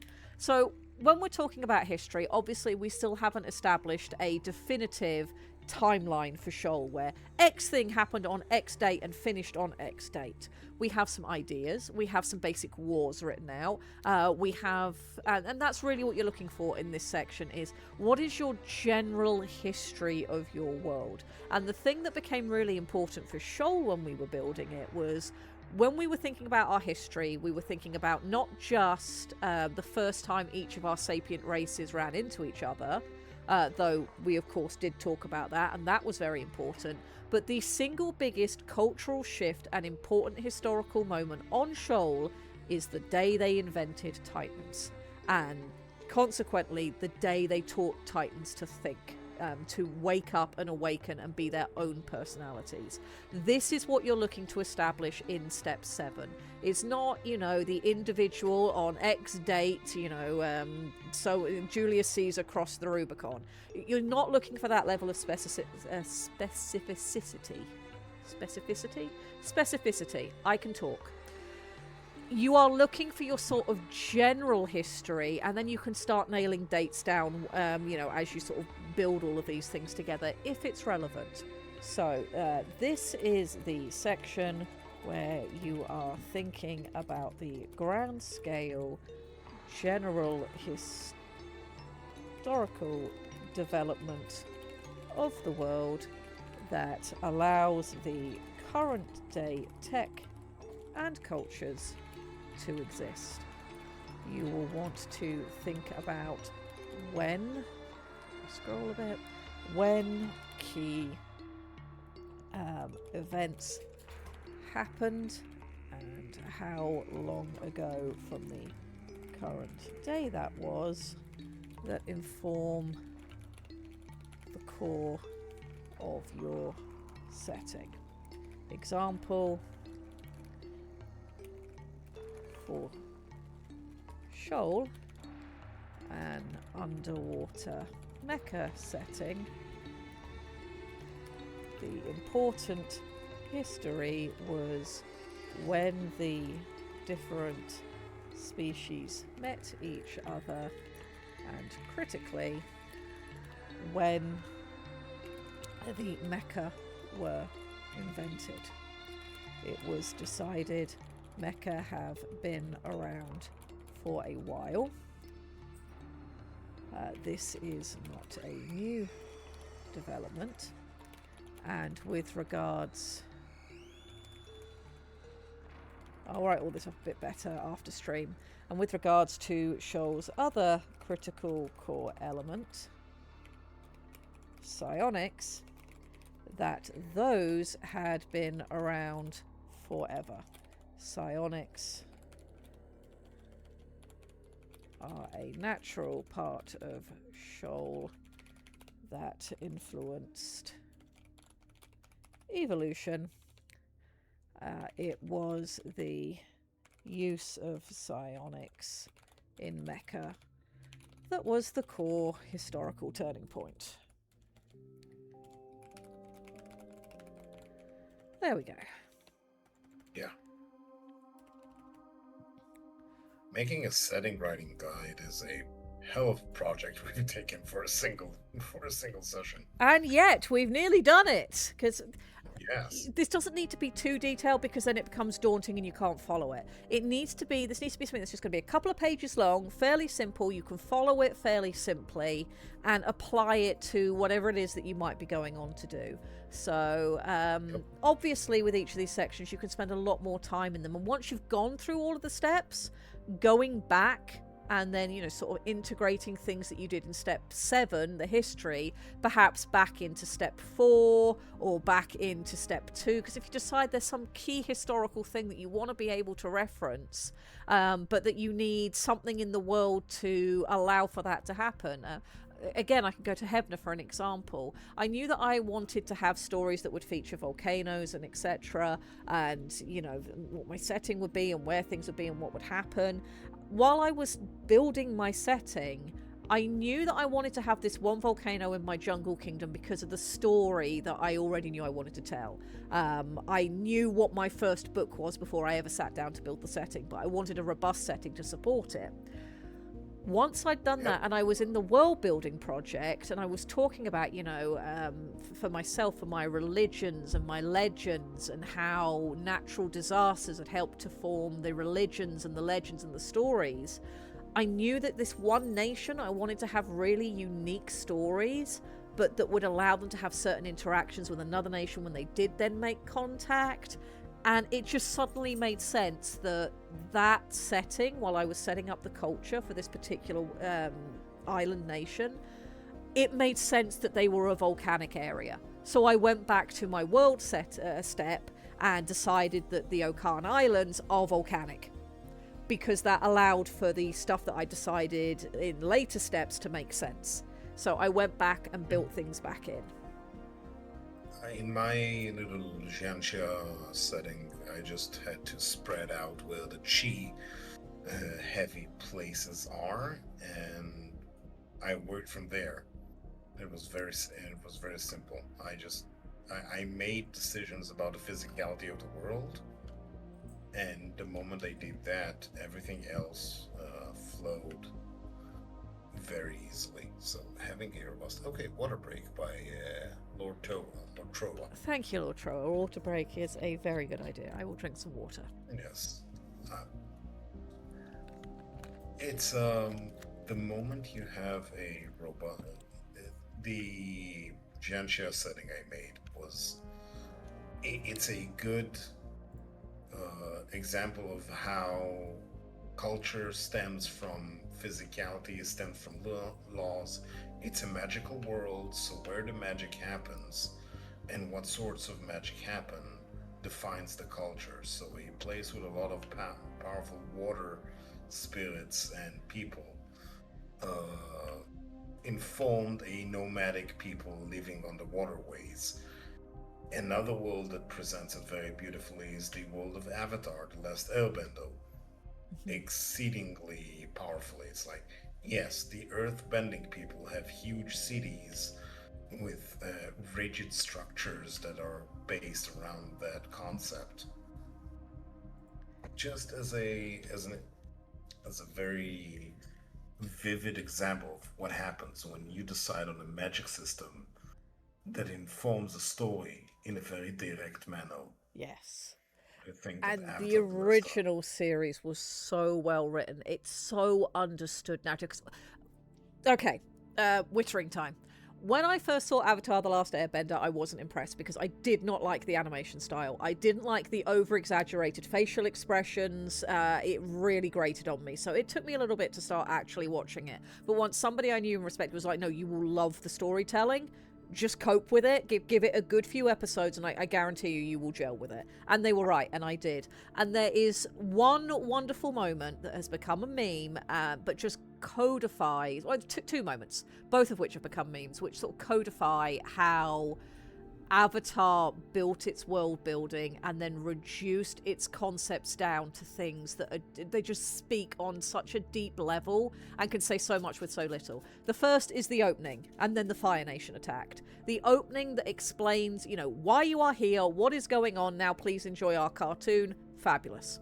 The other one is, when I say this, anybody who's seen the series knows immediately what's going on. There is no war in Ba Sing Se. Yep.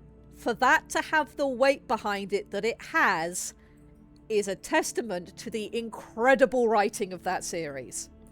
Anybody who's seen it immediately knows what's going on. Also, Uncle Iroh, best character. Yes, because we can forgive war crimes if you're a good person. I love Uncle Iroh. He's great. And I really liked this. Again, this says so much about who I am as a person, but I love Zuko's character arc. It is so well done, and if we ever do the Lords of Shadow rant, there's going to be comparisons. But Zuko's character arc is a masterful depiction of everything that he goes through. He's just so well written. He is so well written at every phase of his character arc, and just absolute applause. Absolutely. Agreed. Now you want me to mention I actually like Toph a lot. know about the setting. Okay, right, where were we? We're finishing off our guide because we want to do that today. And yeah, I will prettify up the language in this so it all makes sense by the time you guys get it towards the end of today. That is something I will do because, yeah, I think this is important. This is a really good summation of everything we did last year. All right, so once you've got your history sorted and you know what your cultures are and you know what tech level you're working with, you know what peoples you're working with, one of the things that's always worth considering is what are your external pressures. So this is the section where you will think about what the dynamic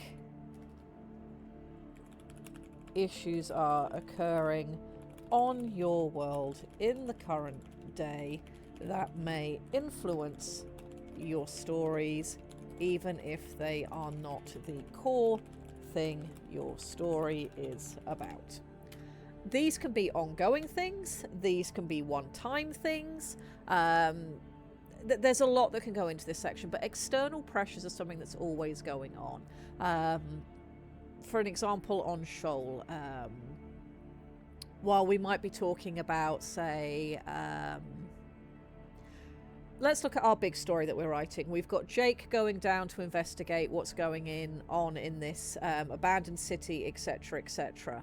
One of the things that we're probably going to touch on in our next chapter, where we're on the migratory city, is external pressures that are also going on in the world. So there could be things that are affecting the migratory city that have nothing to do with the main plot that we're looking at. You know, expected Leviathan migrations, for example, incoming meteor storms, whether we're moving into one of the radiation seasons, etc. What are the external pressures that can turn up in your story that they might be useful in terms of they affect the plot somehow?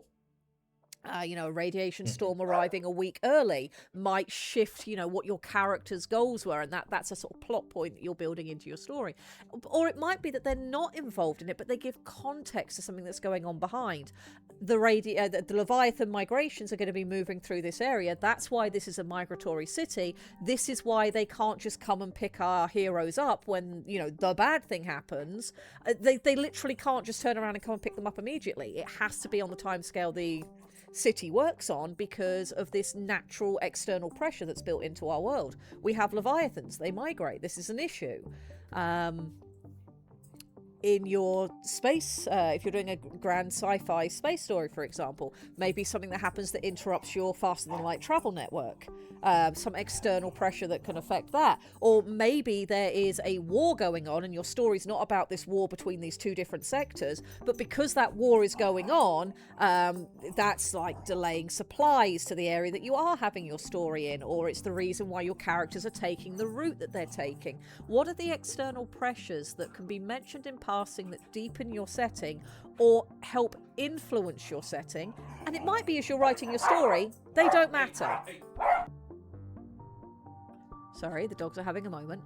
It might not matter. You might write in some external pressures of, yeah, there's a war going on over there, this is happening there, we're expecting a meteor shower here, but my story's taking place over here where none of those things are affecting it. That's fine. You don't have to bring it in. But knowing where your external pressures are can either help you to bring in plot elements or give you excuses, in inverted commas, for why certain things are happening, add a bit more depth to the setting. Or they can be ignored. They're not relevant for the current story, but they might be relevant for the next one that you want to write. Or they might be relevant for maybe just a line of dialogue that one of your characters drops that just adds that little bit of depth and realism to your setting. Does that make sense? Would the extent of pressure vary depending on depth? Yes, Samurai. Thank you. Very helpful. I'm going to say that for an example, the fight scene in the story that we're writing right now, yes, is a good example of that sort of an outside pressure. It's these people in this town, and this is how they do things, which is weird and interesting and has nothing to do with the overall plot, but it's an interesting point to flesh out the entire story. And this is the sort of stuff that bring the world to life, and this is important. yes. It's that spark of life that you want to sort of add into your setting. Mm-hmm. Okay. Agreed. The external pressure also. Fire Nation attacked. External pressure. The Yes. time limit that the world has You can't just. And of course, the external pressure's there. You've got twofold. You've got the external pressure of the cycle of the Avatar, which has caused all this in the first place. You've got the external pressure of the Fire Nation attacked, which will not get directly addressed for many episodes to come, but will overshadow everything leading up to it until it actually gets dealt with. Yes, that is a great example of an external pressure, and it doesn't become relevant till quite late on. But if you didn't have that establishing of the Avatar cycle, the conflicts in the setting, well, you're not going to have the story of Avatar: The Last Airbender, and that would be a shame because it's a great story, and the world is better for having it exist. Correct. Okay, so once you've established all of these things, you've developed your setting, you know what's going on in it, you know who hates who, you know who likes who, you know what people wear, you know what they eat, you even know how, you know about the prawn industry. Step 9, you are finally in a position where you can start writing your stories with confidence. It's not to say you can't write anything before this. We've talked about the pantsing style, but once you've established all of this, you have a really good skeleton and muscles to start writing your stories on top of, as the skin that's going to present to the outside world. This is what people are going to look at and go, that is a good looking book. I would like to engage with it. So this is where your stories come in. And if you've done your job right, and if you followed this through, and it's exactly what we did with Shoal, by the time you get to step 9, you will not be ready to just write the initial book you thought you were going to write. You've probably got ideas for about 3 more, or at least plot elements to build into future stories or the one that you're currently on. Because a well-written world where everything feeds into everything else and then feeds back to the previous things is going to give you these pinch points that cause drama, that cause stories. So this is the section. Let me do some so you guys can see what I'm writing. Okay, there we go. This is the section where you will take everything you wrote above and look at the various pinch points, dramatic elements, peoples, and natural wonders, and pick out stories you want to tell using them. A well-written setting will present you with interesting locales, culture, and people to talk about, and should give you the shape or seed of an idea of a tale to tell, to let people experience the wonderful, weird, and engaging creation you have put together. And that's where we're at with Shoal at the minute. We are now at our point where we're writing stories. We know enough about our setting, not just that I can start to write the story that we originally bullet pointed out together, but that you guys can write stories in this setting as well. There is enough out there that we have the beginnings of a compendium that people can reference, and for those of you who've been here for the whole journey, I have every faith that you could walk away right now and write a story based on Shoal that would obviously be based on Shoal. It's going to have all of the critical elements that are important to Shoal consistent between something I write, something Lictor writes, something Introspective writes, something Eric writes. All of this all feeds in together, and we've had certain people who've really helped with certain areas of the setting.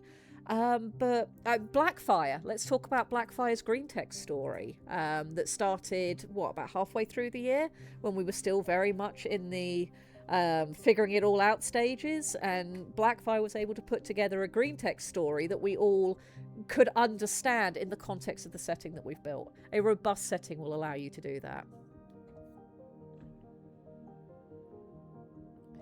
So yeah, that's how we put Shoal together. That is how we did it.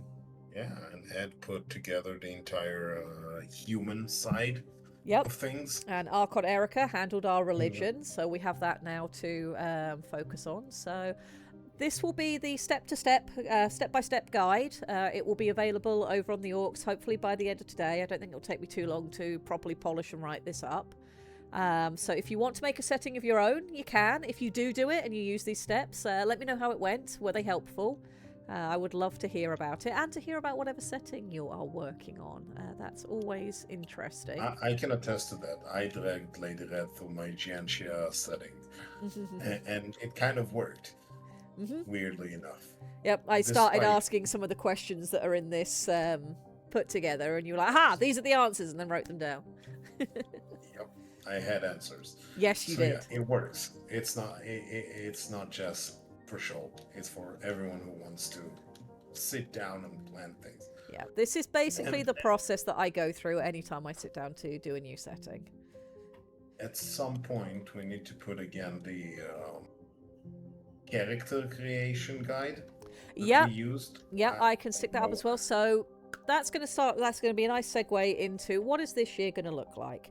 So I want to do very similar to what we've just done here for how do you build a setting.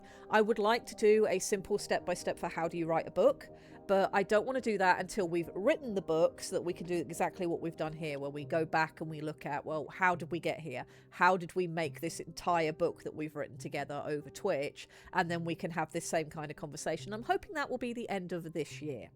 In the meantime, though, I'm very happy to put up the character sheet. You know, how did we decide how our character should work? So if people want to use those in the meantime, they can. Goals for this year. I want to finish the compendium. I want to get the compendium into a 1.0 release version so that we can just give it to the world. Be like, this is Shoal. If you would like to write in this setting, you are welcome to do so. If you are new and you don't know what this setting is, here you go. This has every bit of information you could possibly want. If I say something on stream and you're like, I missed the stream about that, I don't know what that term is, you can go to the compendium. You can click on in the glossary the specific term and it will take you to the page that explains that. That is something I really want to get done this year, and I also would love for us to illustrate it and to have in setting sort of descriptive text in there as well, not just the very formal text that we've got so far. So I'd like to have little sidebars where you sort of see characters talking and the like. And we're going to move on to something Lictor's written to close up stream today that is to do with that. I also want us to finish our first book. We have chapters 1 and 2 that we're pretty happy with. We were beginning work on chapter 3, and I anticipate picking that up next week. I also want to celebrate the work you guys have been doing on the setting. I know we have a couple of short stories submitted already. I need to grab those and save them onto my new computer so that we can start looking at those one a week as we go through. Because I think it's important to celebrate the hard work that you guys have all done, not just the wittering that I do here. So we'll do that. We also want to do our Hungry Like the Wolf rewrite for April Fools. That means that will be a March focus. I'm probably not going to do any of the work for that on stream. That will be done in the background because I will need to sit and focus and cry and hit my head into a wall until I get through it. But what I'm thinking is that maybe in the beginning of April, maybe for 1 week or 2 weeks, we just do a dramatic reading stream. And we just read some of that. That could be quite fun. So that's a plan for this year. And I also want to see about getting some more art done, particularly from myself, for what some of our mechs look like. Maybe we can con Parallax into making some STLs, and if we get that done, maybe I can con some people into painting some up, and we can share that as the year goes on.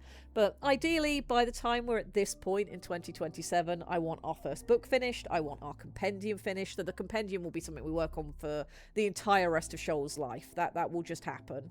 I want us to have minis and mechs we can talk about, and hopefully to be in a position where we start talking about next steps. Where do we want Shoal to go next in 2027? And what we do about that, or whether we say that Shoal is good and is maintaining itself and doesn't need to be the stream focus anymore. Maybe in 2027 we call Shoal good.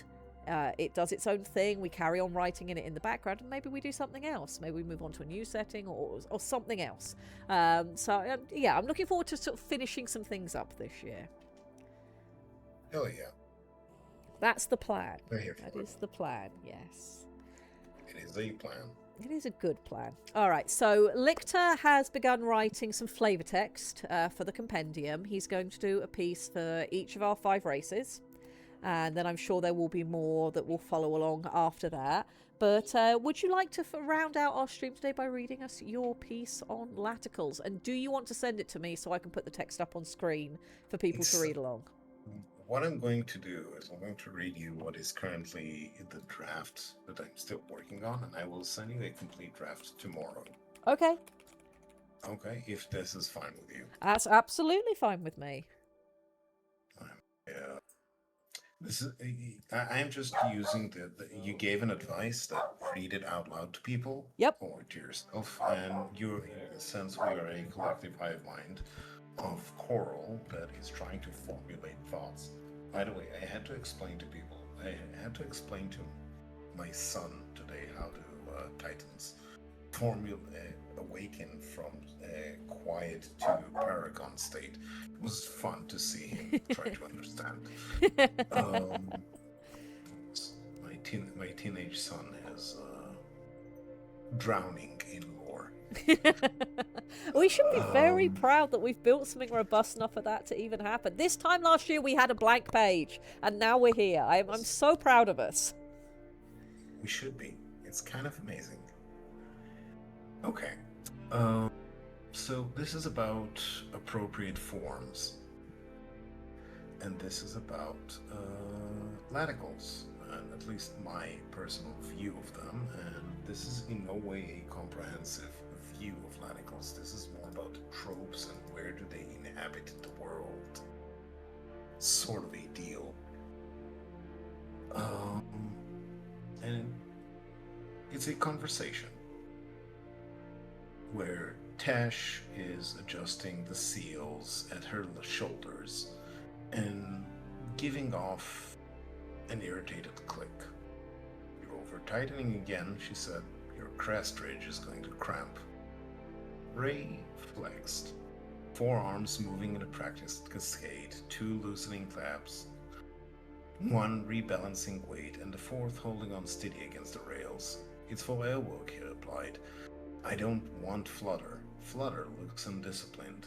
Then, a satisfying click where the Tideward insignia snapped into place. 2 waves and a moth drop, a sharpened, classy one. Tash snorted out foam. Flutter looks alive. You dress like you're bracing for the storm, even when you're going to a council meeting. Ray glanced down at himself. The plating was light, ferro-locked flexible membranes, something that wouldn't look out excessive on a podlin, and indecently sparse to a cephalonid. To a leticle, it was simply appropriate. It might go up later. Then you loosen, Tesh said automatically. Always loosen for air. You can't carry the sea with you. Ray smiled at that, letting the seals slacken. The shift was subtle, but immediate. Poster changed, balance redistributed, weight moving higher in the frame. Laticles did not just wear their equipment, they inhabited it. We make it look easy, Ray said after a moment, moving between forms, between places. Tash's shroud darkened slightly, a notable thought. Because it was easy for us, relatively speaking, of course. She opined, and then... Laticles are transitional adaptation, after all. They stood at the boundary platform, where water met pressure lock and pressure lock met air. Beyond the transparent growth panels, Shoal rolled and sank below. Above, the dim promise of open space awaited, the glint of Luastra against Mern. When the first cephalonid came up from the deep, Ray said, they asked, why did we even bother with clothes at all? And then, when they finally went on land, Tash replied, they asked why everything hurt. Ray laughed, a quick, bright ripple through the vibrant crest.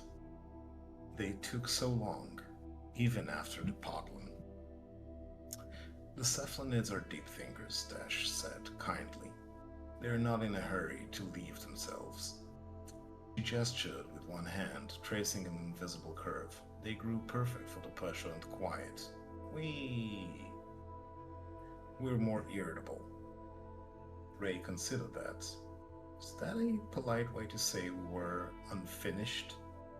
Adaptive, Tash corrected. Forearms, amphibious lungs, skin to tolerate change. We were never meant to stay put. Shoal punishes those who pretend the world remains stable. We never gave up on having hinds, either. Even with the beautiful tails. Ray tightened one clasp again, experimentally. This is why we crossed first, isn't it? Reefs, shelves, air, flotsam stations. Yes, Tesh said, but Tesh replied. And why other things we're restless, and why they think we're strange, Ryer added. Tesh shroud warmed. Everyone who survives on Shoal is strange. We're just honest about it.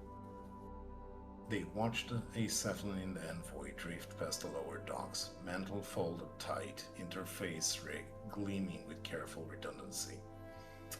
It would take them a minute to reconfigure for air, hours perhaps, before comfort returned.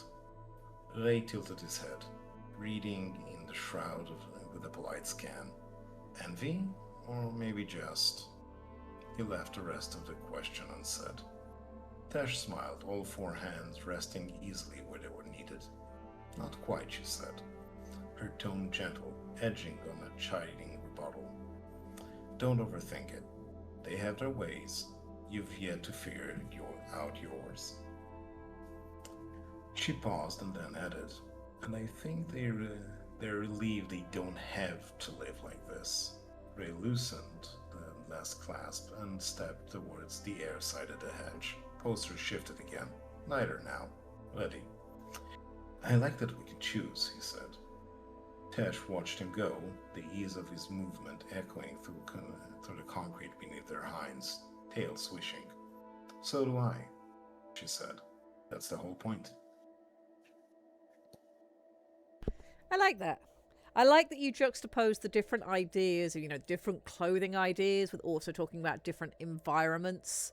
Not directly contrasting the two, but you had that thought about air and water and etc. while they're also talking about different clothing. That was cool. I like that. Thank you. It's an experiment.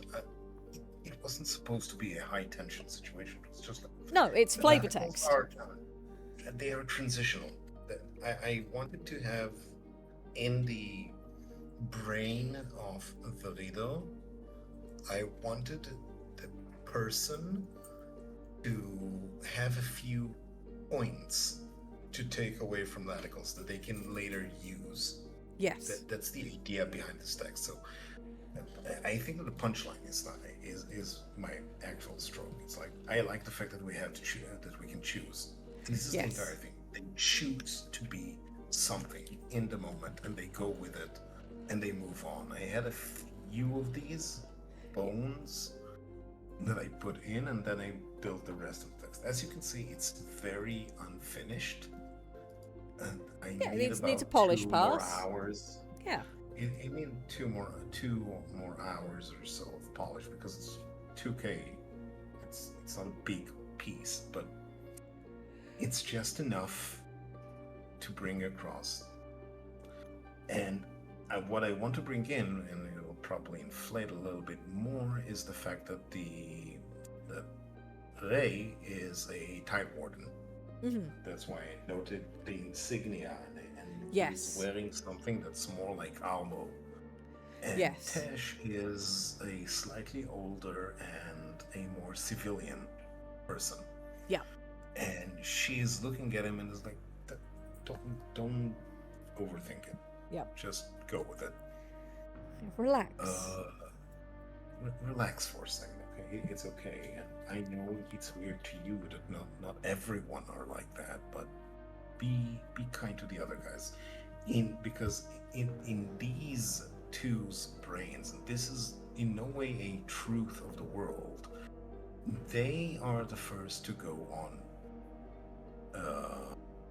Earth, because on dry Earth, because laticals are amphibian, Yes. No, that's true. That's not the only. They're not the only amphibian. I believe there are ceratinoids that are also amphibian. Yes, laticals and ceratinoids have the least issue with the transition between water and land because their body plans allow them to do so. It's a lot harder when you are a whale or shark person, a squid person, or a deep sea snail. That does make things harder. And this is why they're looking at the cephalid, and they are introspective. Please control yourself. Yes, Mo, you're correct. Snail person. Do not the pharaoh fuzz. The pharaoh fuzz exists. The Do pharaoh not the fuzz pharaoh is a force unto itself. Do not question the ways of the pharaoh fuzz. Especially not the one Yes. that's currently zooming around space, just not caring. Because that's canon now. Yes, the space-born, self-contained pharaoh fuzz existence. Because humans thought it would be a cute pet until it ate through the containment.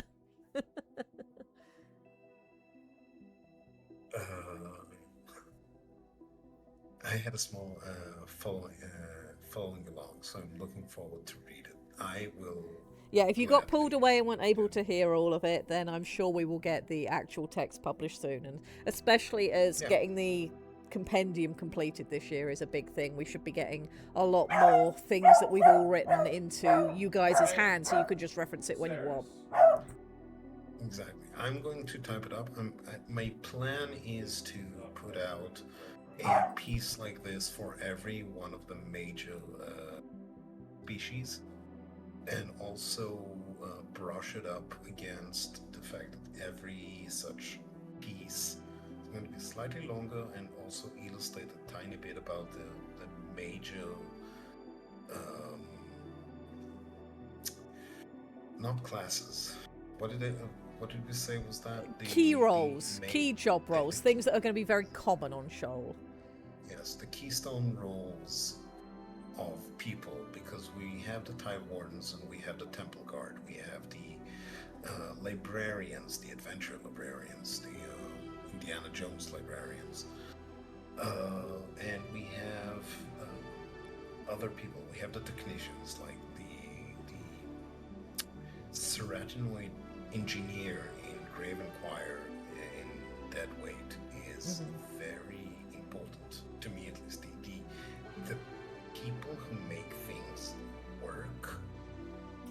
I wanted to have a psyoptic expert also as one of the keystone, because the entire idea of communication and how strange, and having an expert or someone who's explaining what it means to be a relay psyoptic expert is one of the things that sets a sci-fi world apart. Because if you can get your reader to think about the options and possibilities, that's where you can have them hooked. When writing a sci-fi novel, a sci-fi story, and you go about how that piece of tech disrupted society and shaped it, this is one of the things that interest me specifically. I like to think about disruptive technologies and how they reshape society. It can be a magical technology and it can be a physical technology. Either way, society has to adapt to its existence, and how does it reshape the way people act and think? So that's another one of my things. We've already done that in this setting by using Yes. the Titans. Yeah. Absolutely. Ralphie No Pants asks. Ralphie wants to know if I figured out why he apologised to me over Discord. And no, not yet. Whatever you did has not been brought to my attention or whacked me upside the head as yet, which only concerns me further. What did you do? I'm sure. Ralphie. I'm sure the other shoe will drop at some point, and I will be yelling at you when it does. Yes. Don't do that, Ralphie. I did it to Lady Red about 3 weeks ago, and she went and screamed at Corbin most loudly. Yeah, it was fun. I mean, that's what Corbins exist for, is being shouted at.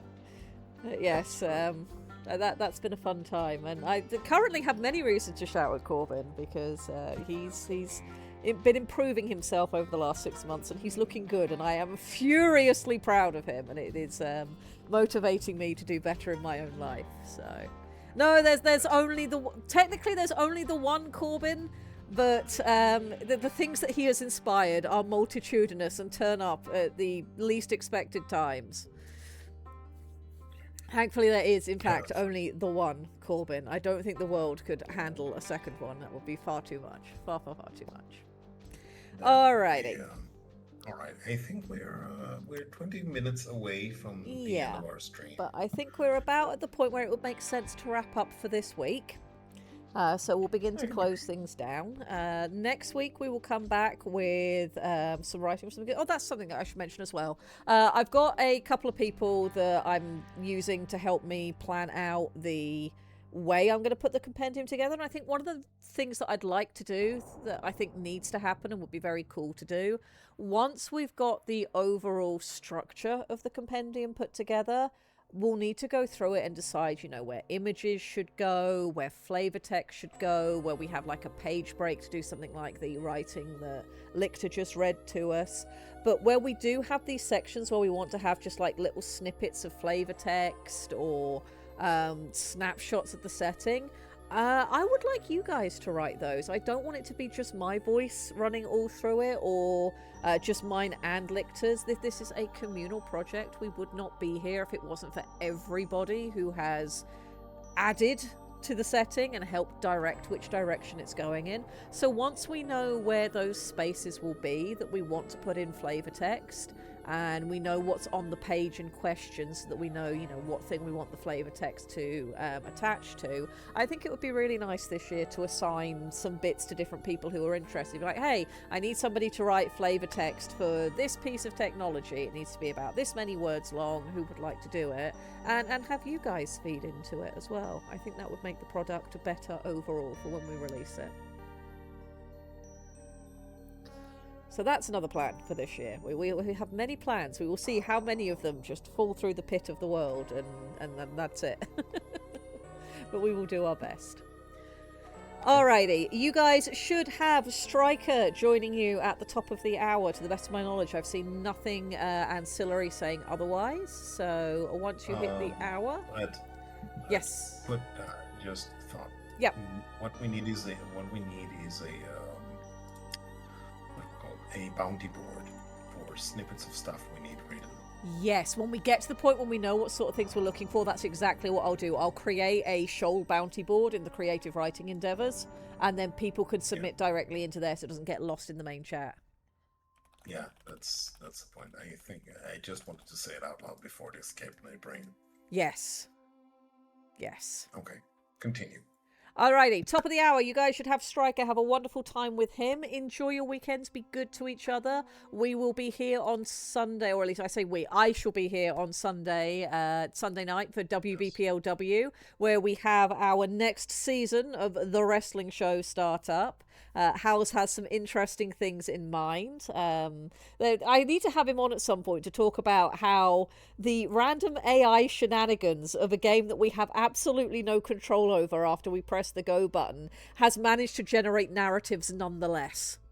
But House has something very interesting going on with Team Blackjack, who will no longer be Team Blackjack from Sunday night. I look forward to being there with you guys. I'll see as many of you as possible. And yeah, we will go from there. Have a wonderful weekend. Be good to each other. Any final words, Lictor? Yes, be good, be wonderful. You and I need to complete some stuff tomorrow. Mm-hmm. And it's going to be a wonderful year. Everyone, be creative. It is. I believe in us. Until next time. Bye.